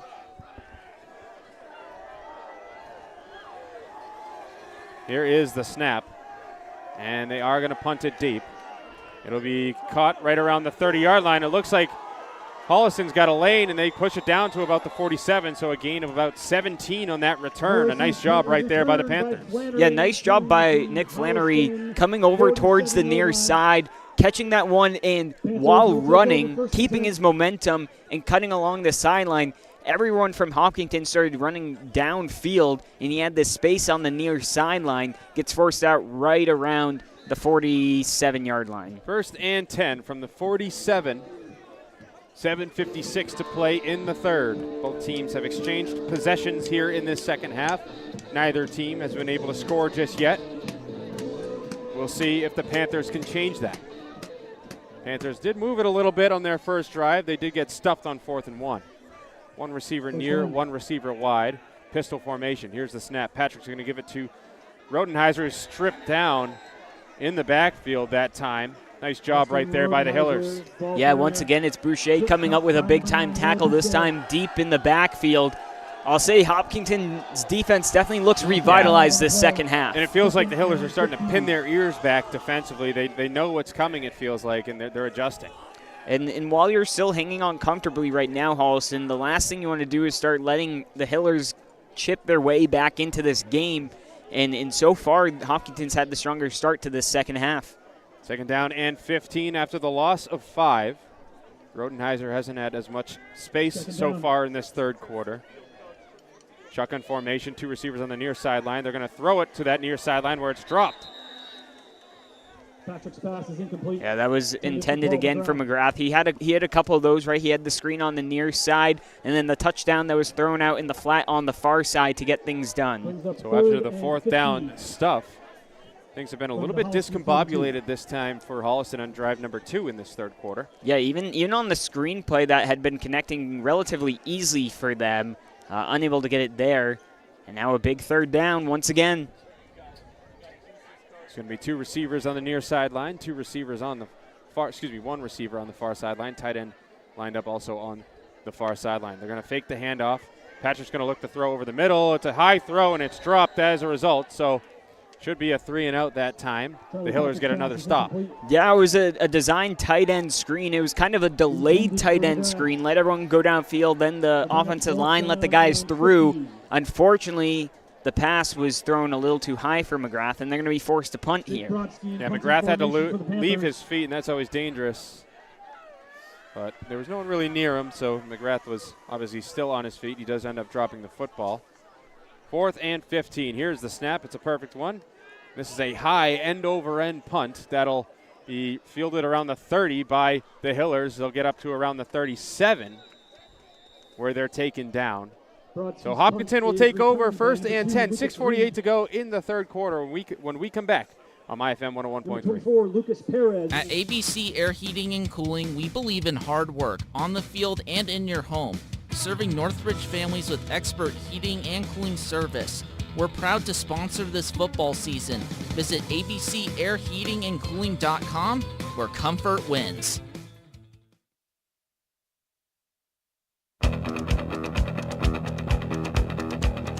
First and 10 for the Hillers from their own 37. 3 receivers over on the near sideline, empty set.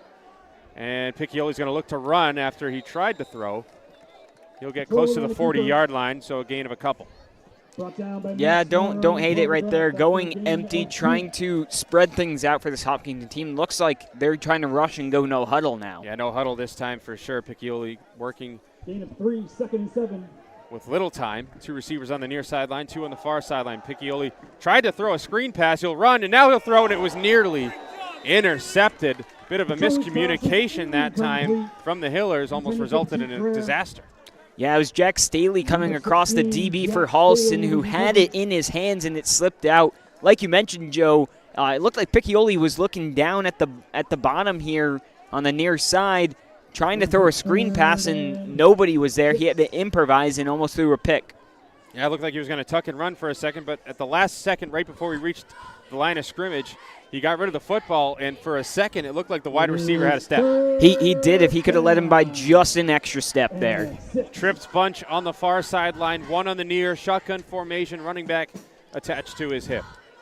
Piccioli takes a snap. He'll quickly turn, fire towards that far sideline where it's complete.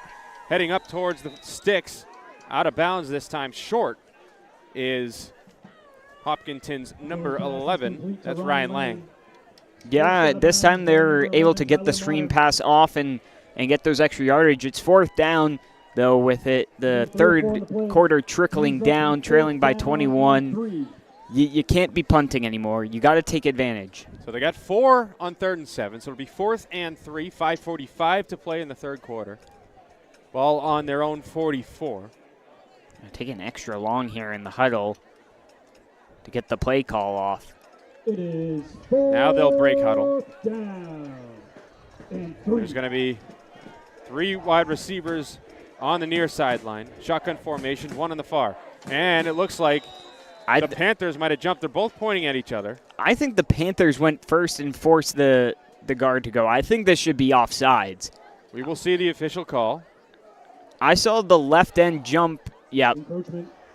It's going to be encroachment. So the hard count does get the free first down for the Hillers. I agree with that call, too. It looked like whoever was the left end for Holliston jumped early and forced the right tackle to move. It was a quick play, but I do think the refs got that one right there. And a free first down now for Hopkinton. 1st and 10 from Hopkinton's 49-yard line, 5:15 and ticking. 2 receivers near side, 2 on the far side. Piccioli's going to hand it off to the running back where he's stacked up very quickly. He might have gotten just back to the line of scrimmage. Yeah, they were trying to get Morrissey going there, but the inside running game hasn't been working a lot. Holliston's defensive line has been doing a great job of getting pressure when the runs come, meeting them in the backfield. Holliston running some subs. And Hopkinton now breaking huddle. 3 receivers going to be on the near sideline. Trips bunch. 1 receiver on the far sideline. Running back with Piccioli. Here is the snap. He's going to look to throw quickly. He's under pressure. Now he'll dump it off, and it's dropped right around the line of scrimmage. So it'll be 3rd and 10. Yeah, intended right there for Grady, but he doesn't make the catch, and honestly, it wouldn't have mattered a whole lot if he did or didn't. It was probably better he didn't make that catch. Saves the time at least. It does save the time. It's right at the line of scrimmage. Now 3rd down coming. And again, you just got to think about this. You got 2 downs to get 10 yards. So on 3rd down, you don't need all 10. You just got to make it a little more manageable for yourself. 3rd and 10 from the 49. 4:28 to play in the third. There is 1 receiver on the near sideline, 2 on the far sideline. Piccioli's going to roll. Now he'll throw the opposite way, where stacked up quickly and making a great play is Holliston's defense. On the catch, it was Lucas Reed who was stacked up behind the line. Yeah, but it was Rodenheiser who was there in the backfield all over the play. He actually stumbled a little bit, but when he fell, he was able to cling on to the leg and pull down the man behind as they tried to run somewhat of a screen, kind of maybe a bubble screen type of play. Didn't work out for Hopkinton. Yeah, and as a result, Dylan, they don't get any positive yardage. In fact, they lose 5. It's 4th and 15. They got to punt it away. It's a tough situation, but it's what you got to do, Hopkinton. 3:45 to play in the third quarter. Here is the snap, and this punt is high, a lot of hang time, and it's caught right around the 31, but it's dropped. Does Hopkinton get a break? I think Holliston fell on it. I believe Holliston fell on it, but... Well, of course you would believe that. I think Hopkinton has it. It is Hopkinton it. ball. And to no surprise, Dylan is biased. I was not being biased. I genuinely thought that Holliston had gotten onto it. But, I mean, that's what Hopkinton needed right there, right? The Hillers do get their huge break, so it'll be 1st and 10 from the Panthers' 34-yard line. And this is close to as far as they've been able to push the ball up so far. So a chance for a second attempt here for Hopkinton. 3:36 to play in the third. Hillers got to start thinking, you got to start scoring a little bit quickly here. Yeah, you got to get a score at least before the end of the quarter for sure. 1 receiver on the near sideline, 2 lined up on the far sideline. Here is the snap. Piquilli's going to roll over towards the far sideline. He'll throw on the run towards the sticks, too high, and it'll land incomplete past the sideline. And that was intended for Liam Grady. Yeah, that's been a few times now today. Piccioli's been unable to hit his guy, especially when he's been on the move rolling out. Has been kind of putting a little too much air underneath the ball. 2nd down and 10, 34-yard line. 3:31 to go in the third. 21-0 Holliston leads. Joe Rice, Dylan Patemry, Ty McCormick giving you the call live here on this fine, freezing Thursday night. Piccioli in the shotgun. 2 receivers on the near side. Now they put a man in motion going towards the far sideline where there's now 3 receivers. Piccioli's looking to throw deep down the near sideline, and it is caught for the touchdown. The Hillers are on the board, and that was Frary. Yeah, I mean, what a throw. I mean, that's got to be the throw of the day. Neither team's really thrown the ball deep downfield a whole lot today. Frary's probably been the guy who's been the most dangerous for Hopkinton and able to find him downfield. It was an absolutely perfect throw, and a lot of credit there to Frary, who was able to hang on to that ball. So after the botched punt, or excuse me, the muffed punt, the Hillers are on the board. It's 21-6 pending the extra point. Here is the snap. It's low, and it's blocked as a result. So it is 21-6 as there's flags that are being thrown. I'm not sure what the flag is here. And so in high school football, I'd assume that the ball is dead once it's blocked. That's what I was. I didn't know if the Panthers could pick that up and return it. So I'm going to guess it's a personal foul would be my assumption as we await the call. So there was a late flag. We await the call. Looks like one of the referees is going to meet the head coach of the Panthers out to have a brief conversation. Referee seems pretty adamant about something. So if the ball is blocked, is it just dead for everyone? I don't know. I was thinking that maybe the Panthers could have picked that up and returned it because there was no one really going that way. But because it looked like someone was going to go pick it up and then they just left it. Right. And Hopkinton didn't go pick it up. So the penalty was unsportsmanlike on the Panthers. So the tide has certainly turned quite a bit in this game. It's only a 21-6 game, but after the fumble, the touchdown, and the personal foul, or the unsportsmanlike, I should say. Well, that moves the ball up from the 40-yard line to the 45 to kick off here. A chance for Hopkinton to pin Holliston deep. Tickets in the kickoff for the Hillers. So the Hillers will kick from the Holliston 45-yard line as they line up to kick it deep. Here is the kick, and it's a low liner that's recovered right around the 5. And pushing their way to about the 20 are the Panthers, down to the 25 after a solid contact. The kick is returned. So it'll be first and 10 from the 25. 3:15 to go. Yeah, good job right there from Flannery to get a couple yards. I see a flag is on the field too now. We'll see what the call is. Well, that's not going to help. I was going to say they did a good job to not get pinned back deep as they got to the 25-yard line, but the block on the back penalty on the Panthers. So that's going to be a 10-yard penalty. So now they are at the 15. It's not awful, but it's not great. Panthers have been a little bit sloppy since that 4th and 1 stuff. And, they were kind of motoring on that first drive. Things got stalled out. The Hillers made that big stop, and it's been very discombobulated since that point. Well, yeah, Hopkinton has definitely had their hand in the second half so far, and they're going to look to come up with another big stop to keep this one close. Pistol formation. Patrick puts a man in motion. He'll give it to the man in motion, and that is Morey, who will push to about the 24. Morrow, excuse me. Yeah, a good gain there, nice and easy. Again, time for Holliston to go with what's worked for them so far, and that's the run game, and really to start to establish that, get different runs worked in there. There they went with kind of the wide receiver inside zone type of play.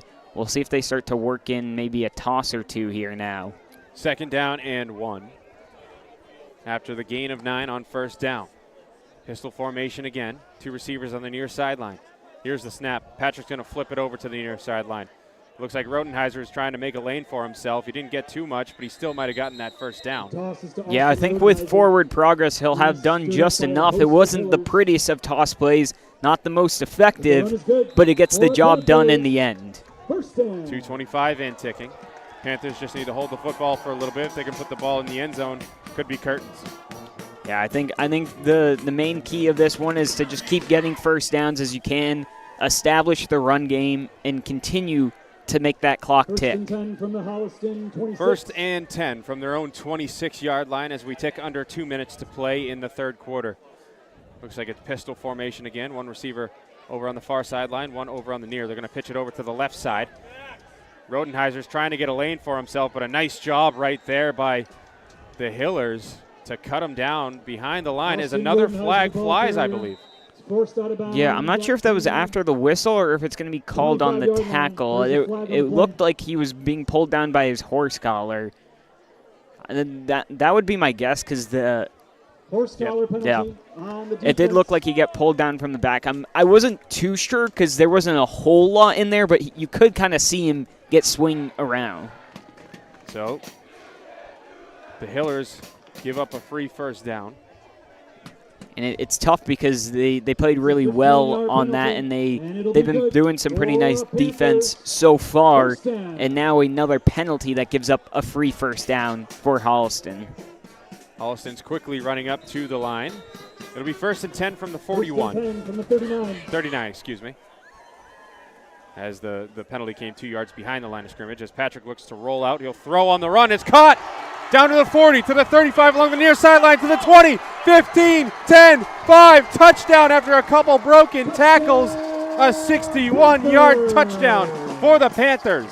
Well, and guess who it is again? It's Paul McGrath down the near sideline. Just like he did on the far sideline, you think he does just enough, he gets the first down, and people think, oh, he's just going to go out of bounds. No, he tiptoes down the line, uses his speed, and he's off for the races. Well, that's how you take the momentum right back. A 61-yard touchdown after a penalty by the Hillers. So a minute 20. Go ahead. The confetti is popping out here, too. Popping out. Minute 24 to go. Perfect snap. Kick is up. And the Panthers are 4 for 4 on extra points. It's 28-6 Panthers on my FM 101.3. It's been said that the most important things in life are the connections you make with others. At Charles River Bank, you'll find not just the powerful solutions you need for managing your money, including paying your bills, handling your day-to-day expenses, and planning for the future, but also the personal connections you can count on from neighbors you know and who are always willing to lend a hand. Stop in or visit us online at charlesriverbank.com to learn more. Charles River Bank, personal connections, powerful solutions. Member FDIC DIF.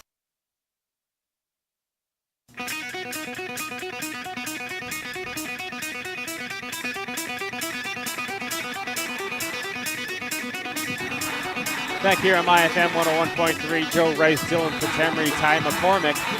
Thursday night action here at Holliston High School where the Panthers have a 28-6 lead.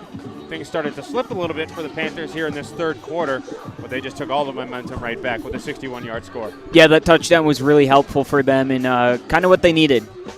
Kick now going from left to right. It's a line drive kick. That'll be fielded right around the 10-yard line. Hopkinton will now push to about the 31 where they're taken down. And it's tough for this Hopkinton team because they were playing really well, and unfortunately it all fell out after that one play. A big gain gets them back up by a total of 22 points. Minute 16 to go in the third quarter. And number 24, Lucas Perez. Hillers were able to score quickly on the last possession after the fumble. A long touchdown pass. Yeah, they're going to need a nice, quick, productive drive here, too, if they want to try and attempt to come back. First and 10, they'll spot them at the 32. So the Hillers have to go 68 yards to make this a two-possession game.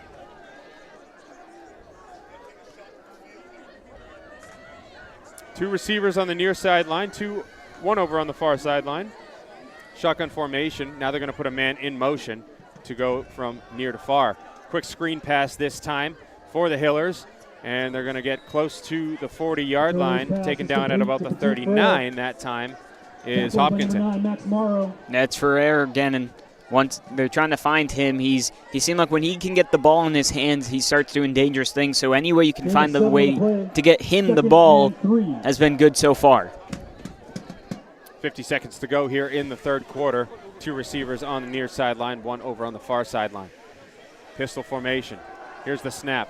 Quick throw, complete over on the far sideline. First down, Hillers. Much more efficient this time around here in the second half offensively. Yeah, and look who they're going to. Once again, it's Frere who got the ball, and he's able to get them the first down, and they're going to keep looking his way if he can. Now they're moving him from the far sideline over here to the near. No time to waste here if you're the Hillers. No huddle. 25 seconds to go. They already are at the line of scrimmage. Here is the snap. They're going to look to throw. Now they'll tuck and run. It's going to be stacked up right around the line of scrimmage, though. Yeah, not much really able to get there from the quarterback who tried doing it himself. And with the clock ticking down, they might wait for this next play. Yeah, that's going to do it for the third quarter. The Panthers lead 28-6 when we come back. Final 12 minutes of action on MyFM 101.3. Quarter with the score. There are a lot of things that keep you up at night. Fortunately, there's one thing you'll never have to worry about: the security of your hard-earned money at Charles River Bank. When you bank with us, your deposits are insured in full through a combination of coverage from the FDIC and Depositors Insurance Fund of Massachusetts. So you can sleep better at night knowing Charles River Bank has got you and your money well covered. Charles River Bank. Personal connections, powerful solutions. Member FDIC, DIF. Mom, do I really have to wear glasses? You do, sweetie. But don't worry, Joseph and Thomas Opticians has lots of fun frames. Can I pick any pair I want? Absolutely. And they'll make sure they fit just right. Oh, they make me look super smart. That's because you are super smart. And you'll see even better now. Joseph and Thomas Opticians. Trusted on site. Find us at 138 South Main Street, Milford.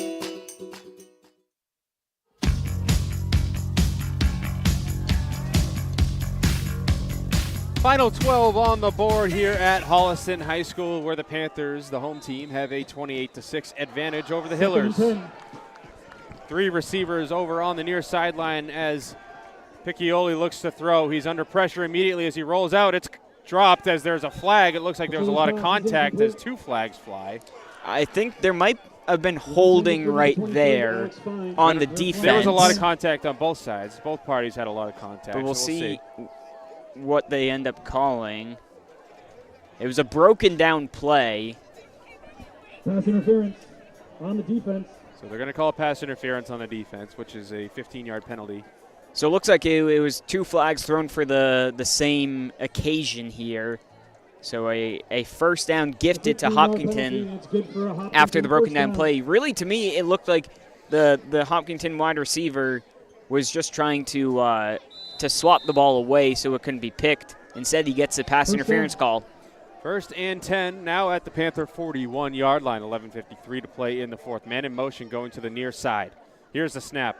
Piccioli looks to roll out to the near sideline. He stops. Now he's going to look to throw and roll to the other side. He'll quickly dump it off where there's no intended wide receiver, but he's out of the pocket, so we'll see if there's any flag here. I'm not sure if that shouldn't be intentional grounding. He threw it at 52, a lineman. who's a lineman. So I believe he was out of the pocket. I mean, he was, but there was no one in the area, so it doesn't matter. No, because you got to throw it out of bounds if you're out of the pocket. Oh, I don't know. I thought I just had to go to the line of scrimmage. Either way, no flag on the play. 2nd and 10. Yeah, nothing called there, and it was interesting for them to call a rollout play to the near side when there's not as much space over here. I know you like to get him on the move towards his right, but not a lot of space to work with. Well, the ball is placed at the near hash right now. 2nd and 10. Same formation. Again, man in motion. Piccioli looks. Now he'll stay in the pocket. Throw, and it's complete to the Hillers down to the 23-yard line. Nice job right there to get the first down is number 11, Ryan Lang. Yeah, again, just sitting and finding that open space. Looks like right now Holliston's playing some zone coverage, and Hopkinton's able to find the soft spots right now and got the first down. And I think we've got a player down hurt right now. Yeah, it looks like we do have an injury on the play. We'll take a quick timeout here and come back. It looks like it shouldn't be too long. Here on MyFM 101.3. Milford Regional Rehabilitation and Sports Medicine offers physical therapy, occupational therapy, speech therapy, and sports and services at convenient appointment hours in Milford, Franklin, and Northbridge. To learn more, visit milfordregional.org/rehab. UMass Memorial Health Milford Regional is committed to providing exceptional healthcare services to our community with dignity, compassion, and respect. The Pool Store, that's all about fun. Let the pool and spa experts at Crystal Pool and Spa of Bellingham be your source for all your pool and spa supplies. Crystal Pool and Spa is the area's leading pool store for families who want to spend less time maintaining the pool and more time enjoying it. Crystal Pool offers the largest selection of pool products under one roof to meet your pool needs and budget. Booking now for openings and closings for 2026. Crystal Pool and Spa. Just take Route it right 140 away. in Bellingham, 508-966-1322. First and 10 from the 23. First and 10 from the 23-yard line. Here is the snap. There's some early movement, and that will be a loss of 5 on the false start. Yeah, tough way to come out of the injury timeout right there for Hopkinton. Yeah, injured on the play was number 13, Nick Flannery, who's already looking to get back into play, so he's okay. Yeah, it was definitely just a little cramp from him.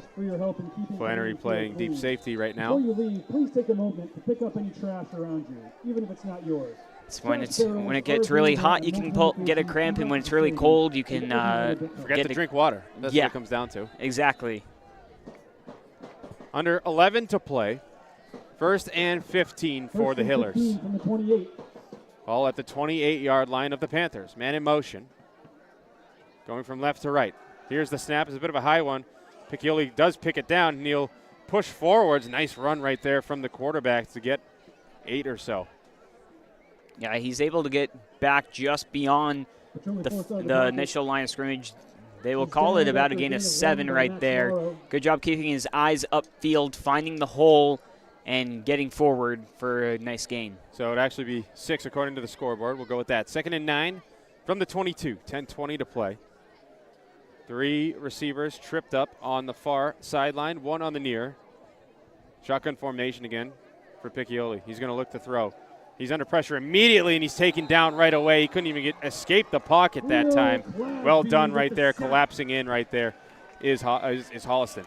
Yeah, it was a combined effort right there. Getting the tackle was Will Claspy, but also McGrath was there in the backfield causing chaos, able to break through right out after the snap and back him up once again. 3rd and 13 after the loss. Brings up 3rd and 13. 9:40 to play in regulation. And a man goes down. Again, I think that might be Flannery. So we'll take another quick commercial break here on MyFM 101.3. Panthers lead 28-6. Have you been to Galliford's Restaurant and Tavern at Southwick Zoo in Mendon? The Brewer family welcomes you to enjoy their delicious, freshly prepared entrees. Galliford's is not just a restaurant, but a culinary experience. featuring family-style New England comfort food. Check out the Daniels Room, a private function room to accommodate any occasion needed, even a wedding on the grounds of the zoo. The holiday season is waiting for you at the zoo. Go to Southwick Zoo's website to check the date and times of the all-new holiday experience. Make Southwick Zoo and Galliford's a holiday tradition.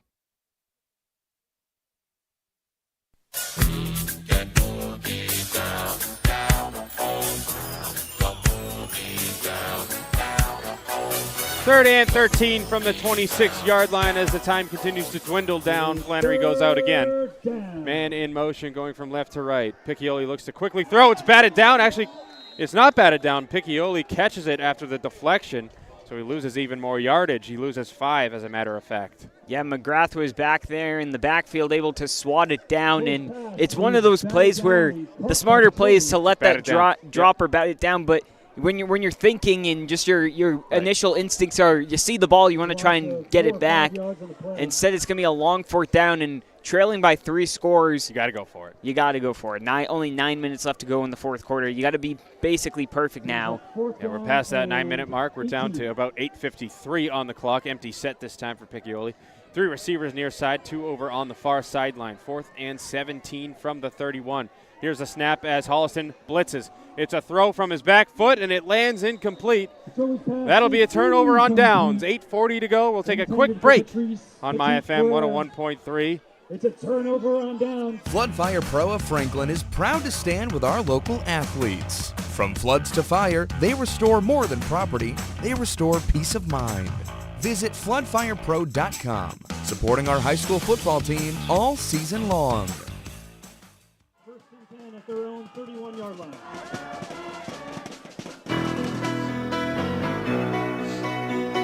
First and 10. The Panthers have it in their own territory at their own 31. After the turnover on downs, they bend but don't break. Patrick takes the snap from the shotgun. He'll give it to his running back, who will push forwards for about a yard. Handoff is up the middle to Max Morrow. Morrow will gain about 1, maybe 2. Yeah, I think the key right here for Holliston is going to be to run the ball, try and drain as much clock as you can, and do whatever you can to not turn the ball over. The last thing you want to do here is give a bad turnover that can try and spring Hopkinton forward. You want to try and keep this ball. I'd say if you can get it down to the 5-minute mark, you're looking golden. Panthers are trying to nurse that clock, taking a while. Patrick finally gets back to the huddle. Now he'll discuss things as we tick under 8 minutes to go in a 3-possession game. Shotgun formation. 2 receivers will be lined up on the near sideline, 1 on the far. Running back obviously at the hip of Patrick. Play action this time. He's under pressure. He's hit. The ball's loose, and it's recovered by the Hillers. That's exactly what you didn't need, and that's exactly what you just talked about. Yeah, I really don't understand going with a pass there. I mean, I know you want to try and get things going in the passing game, but right now is not the time to do that. And exactly what I said they didn't want to happen is what happened, and they dropped back to pass. He didn't see anyone coming from the far side. It's weird sometimes when you got someone coming on your strong side, you're so focused looking down the other side, you don't see him coming, and Hopkinton comes up with a timely fumble. Timely fumble indeed. They will be just outside the red zone with 7:39 to play in regulation. First and 10.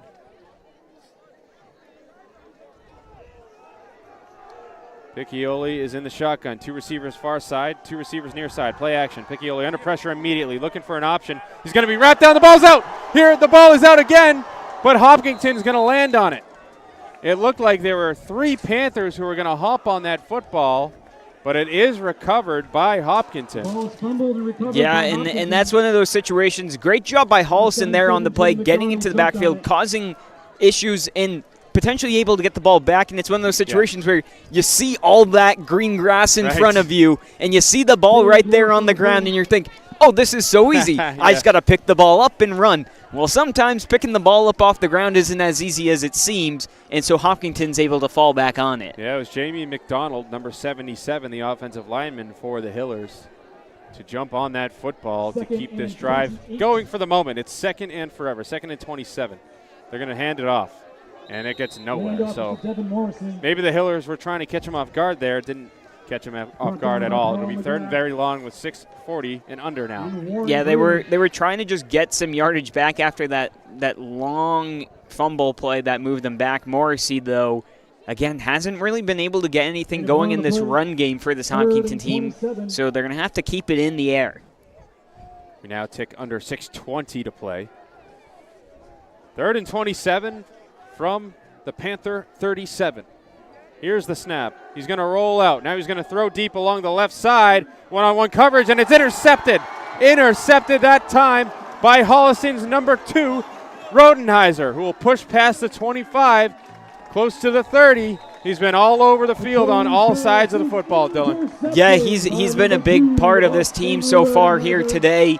And that was a ball that, I mean, at the end of the day, you're Hopkinton. It's third and 27. You're throwing up a hope and a prayer right there, and you're throwing the 50-50 ball, hoping it's your guy that's going to come down with it. Instead, it was Rodenheiser for Holliston. And I think after what just happened to them, there's no doubt they're going to try and keep this ball on the ground.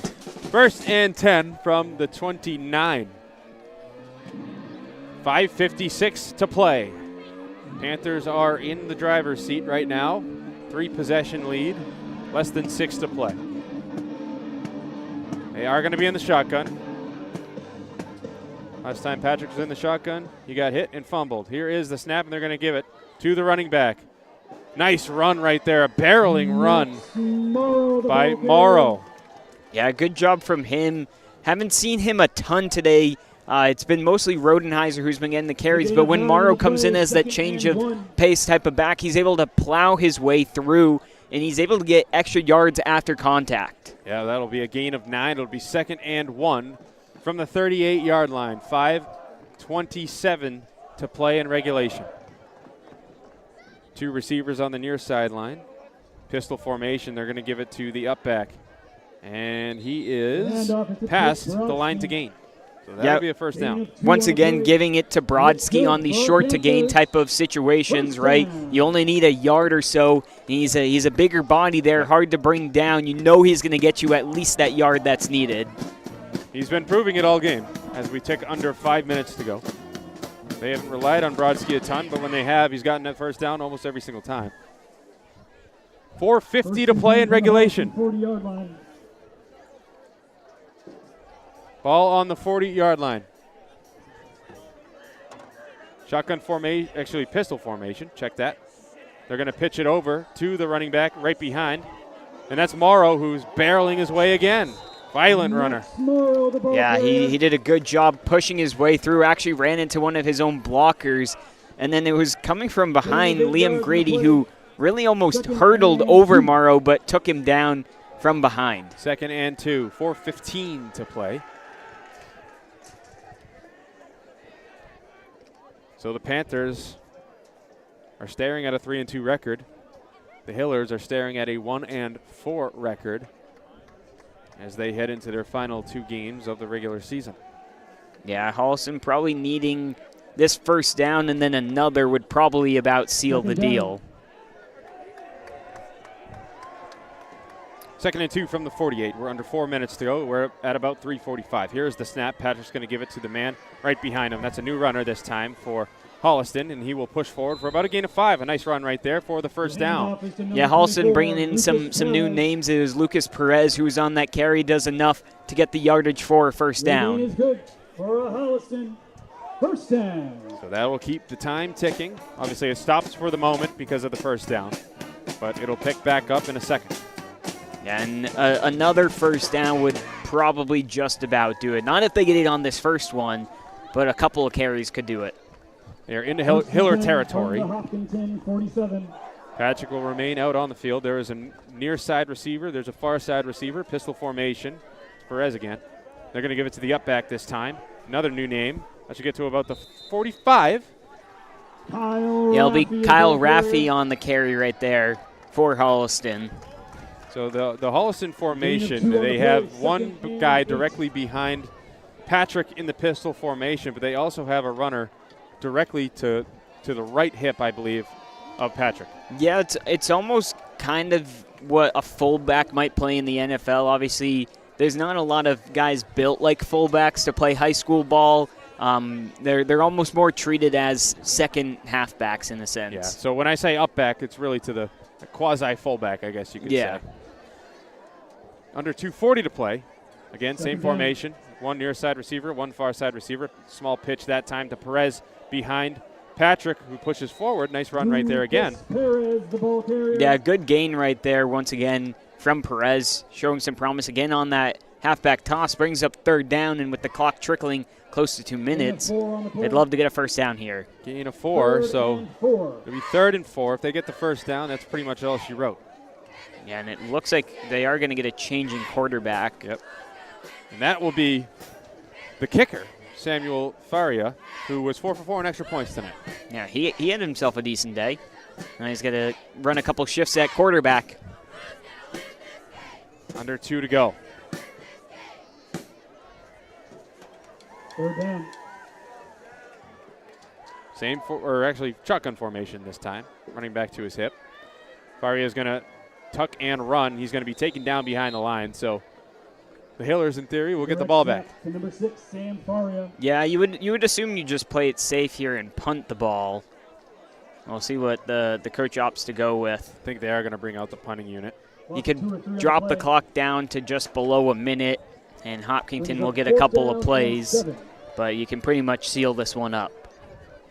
Yeah, they controlled the football for many minutes here in this fourth quarter, and you know, the tides started to go the Hillers' way, but the Panthers quickly righted the ship. Yeah, for sure. Definitely a stronger half from Hopkinton. This one's a line drive punt that will bounce at about the 6-yard line. It'll roll to about the 2. That's a perfect punt, and they have to pick it up and run with it. He's taken down right about the 7-yard line. What a punt that time. Well, I'll tell you what. I've been really impressed with Jake Brodsky's ability to punt the ball, and it's not your traditional high sky booming kick, but at first the kick returner didn't want to pick it up because it was bouncing within the 5-yard line.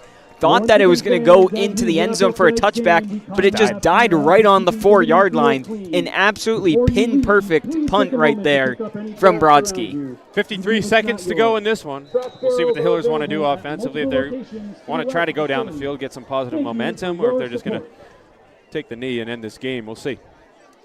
Yeah, I'd assume they'd probably try a couple of run plays or so. All right, I think we're going to get a quick timeout here. So we'll come back and conclude this game on My FM 101.3. This fall, bring your outdoor projects to life with McIntyre Loam. Local, trusted, and dirt rich. For over 50 years, McIntyre Loam has supplied top quality loam, mulch, sand, gravel, and more to homeowners and contractors around Hopkinton and Douglas. Now through the end of October, take advantage of their fall special on screened loam, perfect for planting, leveling, or preparing your yard for the winter. Prefer to pick it up? Visit one of their convenient locations, or let them bring it straight to your doorstep. Call 508-435-5376 today. Orders by phone only. And get your project ready before the first frost.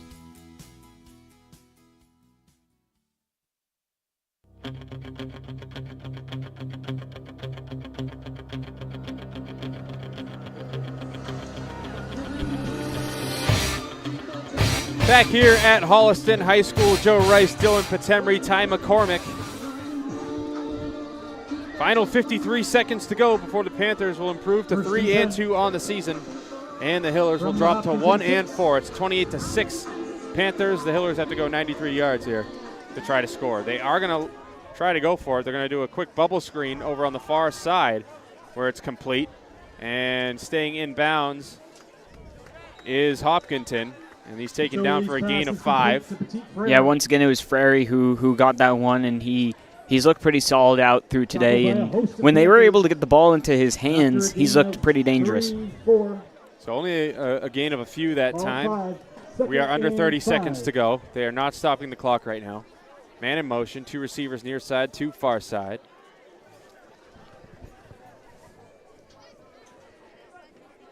Piccioli now takes the snap. He'll pull back on throwing. Now he'll throw it to the near side where it's caught and taken up the field to about the 26-yard line. There's 6 seconds to go. Are they going to call a timeout here?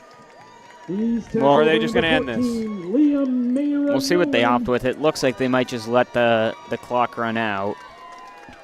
We will see if that's the final play of the game.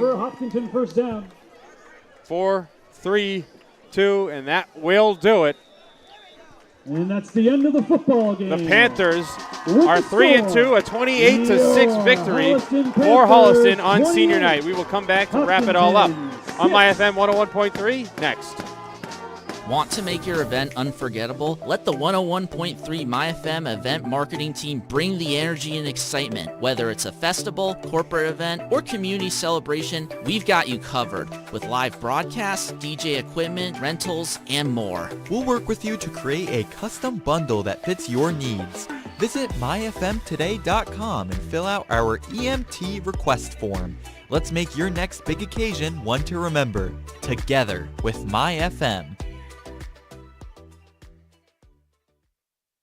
Have you been to Galliford's Restaurant and Tavern at Southwick Zoo in Mendon? The Brewer family welcomes you to enjoy their delicious, freshly prepared entrees. Galliford's is not just a restaurant, but a culinary experience, featuring family-style New England comfort food. Check out the Daniels Room, a private function room to accommodate any occasion needed, even a wedding on the grounds of the zoo. The holiday season is waiting for you at the zoo. Go to Southwick Zoo's website to check the date and times of the all-new holiday experience. Make Southwick Zoo and Galliford's a holiday tradition.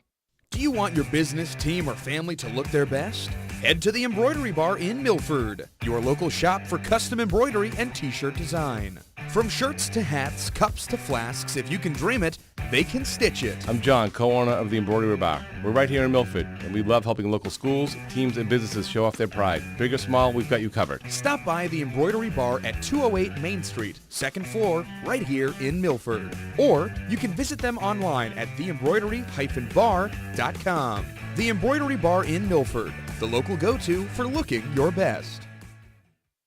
I need new glasses, but those chain stores are all the same. Rush service, limited choices. That's why we're at Joseph and Thomas Opticians. They've been in Milford for over 38 years, and their selection is amazing. Wow, these frames actually fit me, and they're helping me pick the best lenses for my lifestyle. That's the difference.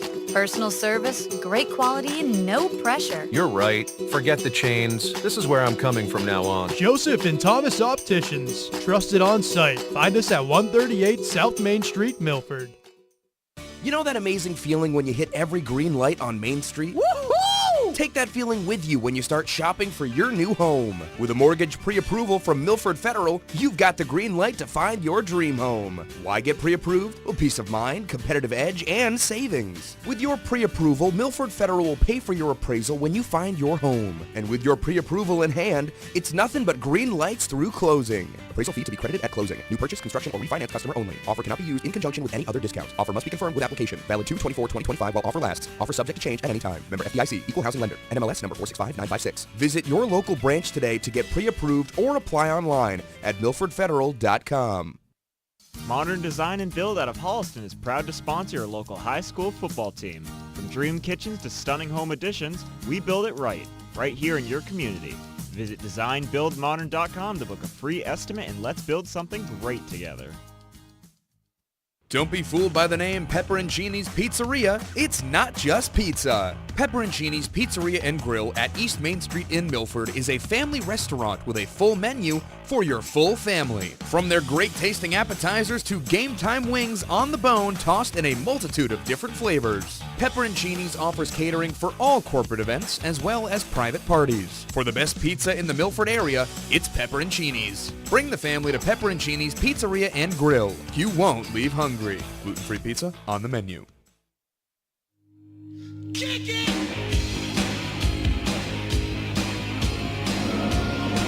Back here on MyFM 101.3, the Panthers are able to come out victorious in week number 6. They improved to 3-2.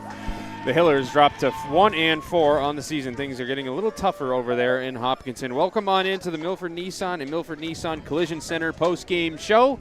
Dylan, first half was a story.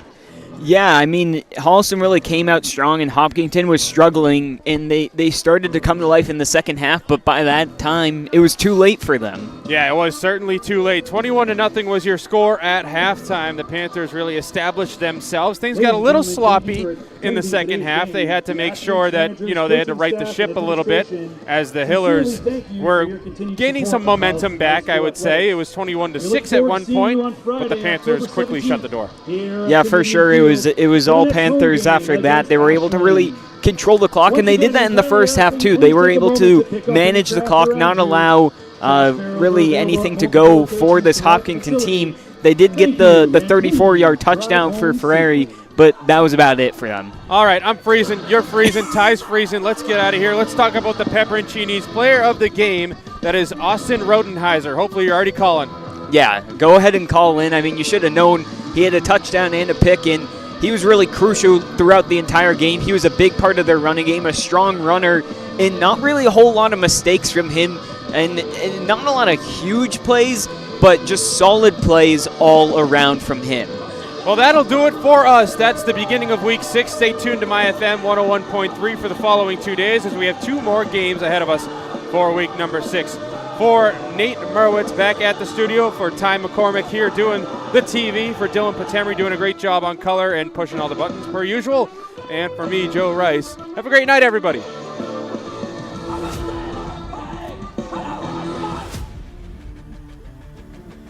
Thank you for listening to MyFM 101.3's coverage of high school football.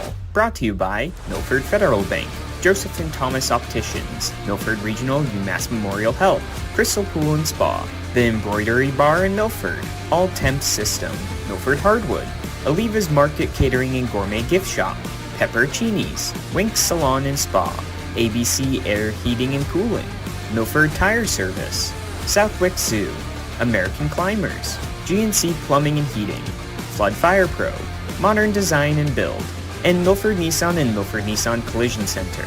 Now we send you back to your regularly scheduled programming.